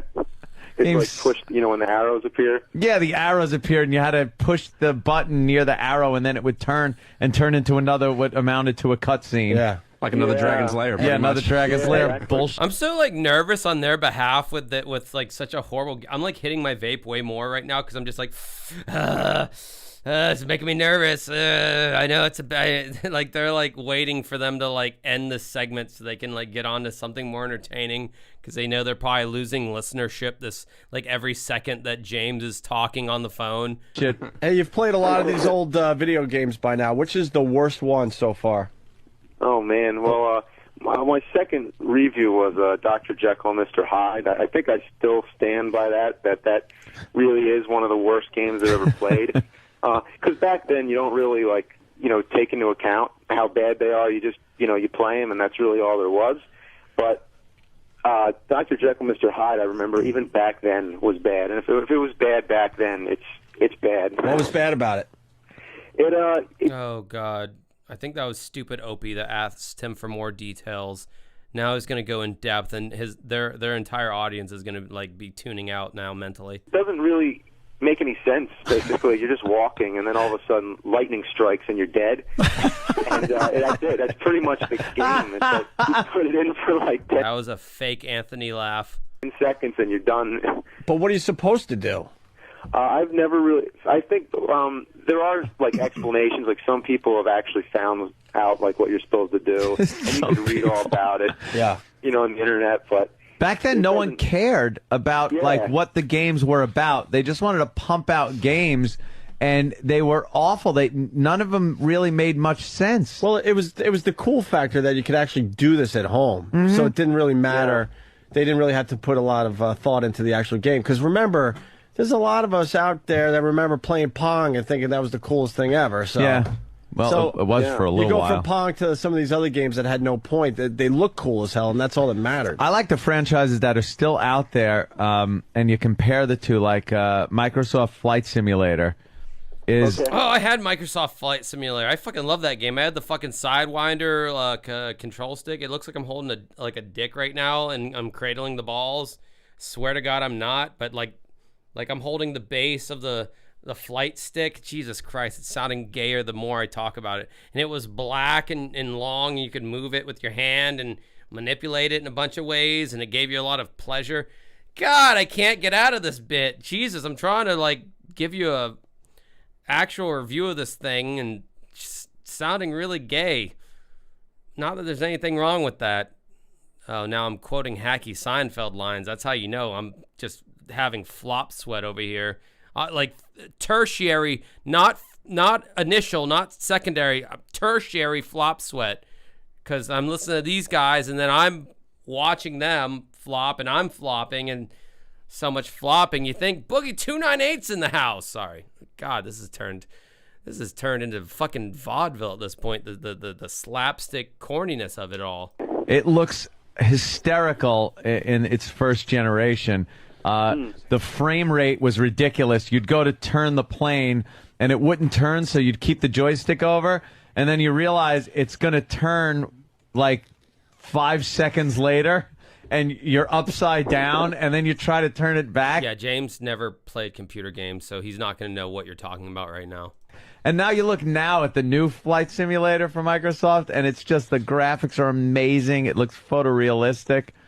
But yeah, that franchise just kept going, and actually, I remember playing that first one though and thinking, "Oh, this is so cool! It's really like flying a plane." And now you look back on what was I thinking? Yeah, right? it's a joke. Yeah. And the other thing I want to mention, you also review the porn games. There was a time where the porn games became pretty hot. See, this is how I know the porn games, the AVGN porn games episode, this is how I know it was on YouTube back in the day. Because I know for a fact these fuckers did not go to cinemassacre.com to watch this shit. Anthony stumbled across it on YouTube, and that's when I saw it too. And yet everyone's over here gaslighting me, saying the porn games were never on it until recently. No, I saw it on YouTube. I never went to cinemassacre.com. The Atari porn games, even if it was for only like a few weeks, the porn game episode was on YouTube, damn it. And everyone's telling me it never was until recently after he bleeped everything out. No, it was on there. I watched it. Hot. There were a lot of them out there. What do you have to say about that? Well, Atari 2600 was an interesting case. I mean, it was like the console that put, games in like the pop culture, but they would just, well, for one thing, there was just endless supply of games on Atari because Atari didn't need to approve any of the games that were made for it, that like anybody could just make an Atari game and sell it as long as, if you had the technical. Yeah, like today, people are still making like homemade Atari games here and there, but back then, like there would just be all this ridiculous stuff, like all these porn games, and like there was like the horror games, like there was like Halloween and Texas Chainsaw Massacre, and you see like a head get decapitated, and there's like little pixelated blood comes out, and back then that was shocking. That was like unheard of. So like they wouldn't be able to sell it, and they'd have to like take it off the shelves and like only give it out like on a request basis, like people come in and ask for it, like they have like it hidden behind the counter. Yeah, I saw that Halloween review that you did, and the game was so homemade that they didn't even have art like for a sticker to put on the console, to put on the cartridge itself. So it was just like a peel-off sticker, and someone wrote with like marker Halloween. Like they ran out of labels, so they actually wrote on it with a marker.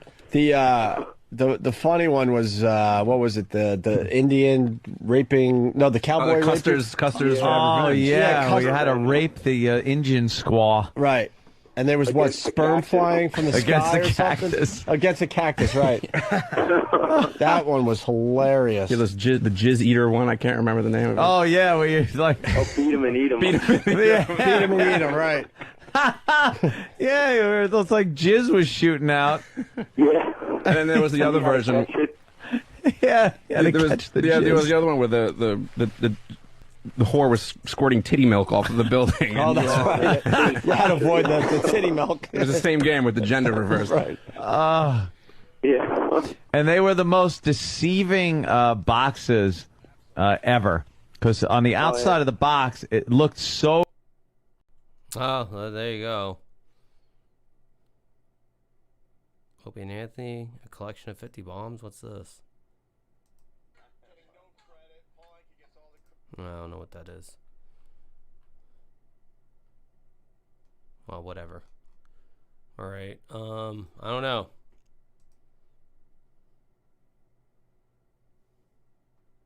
What do I got on here? What do I got on here?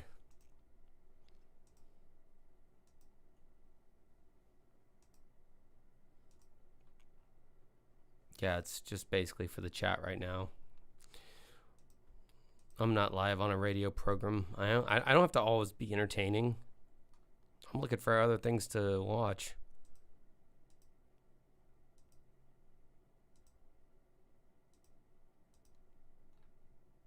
I think I might have run out of shit. Yeah, I remember the Jerky Boys.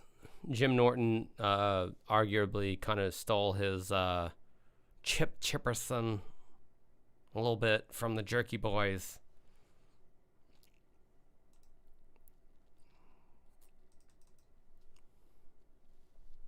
I don't know. I don't think I have anything else. I think that's it. I think if I don't have anything else, I should probably just stop while I'm ahead. So that's what I'm going to do. All right, that's the end of the stream. Thank you for watching. Have a good time. the rest of the time. Until next time.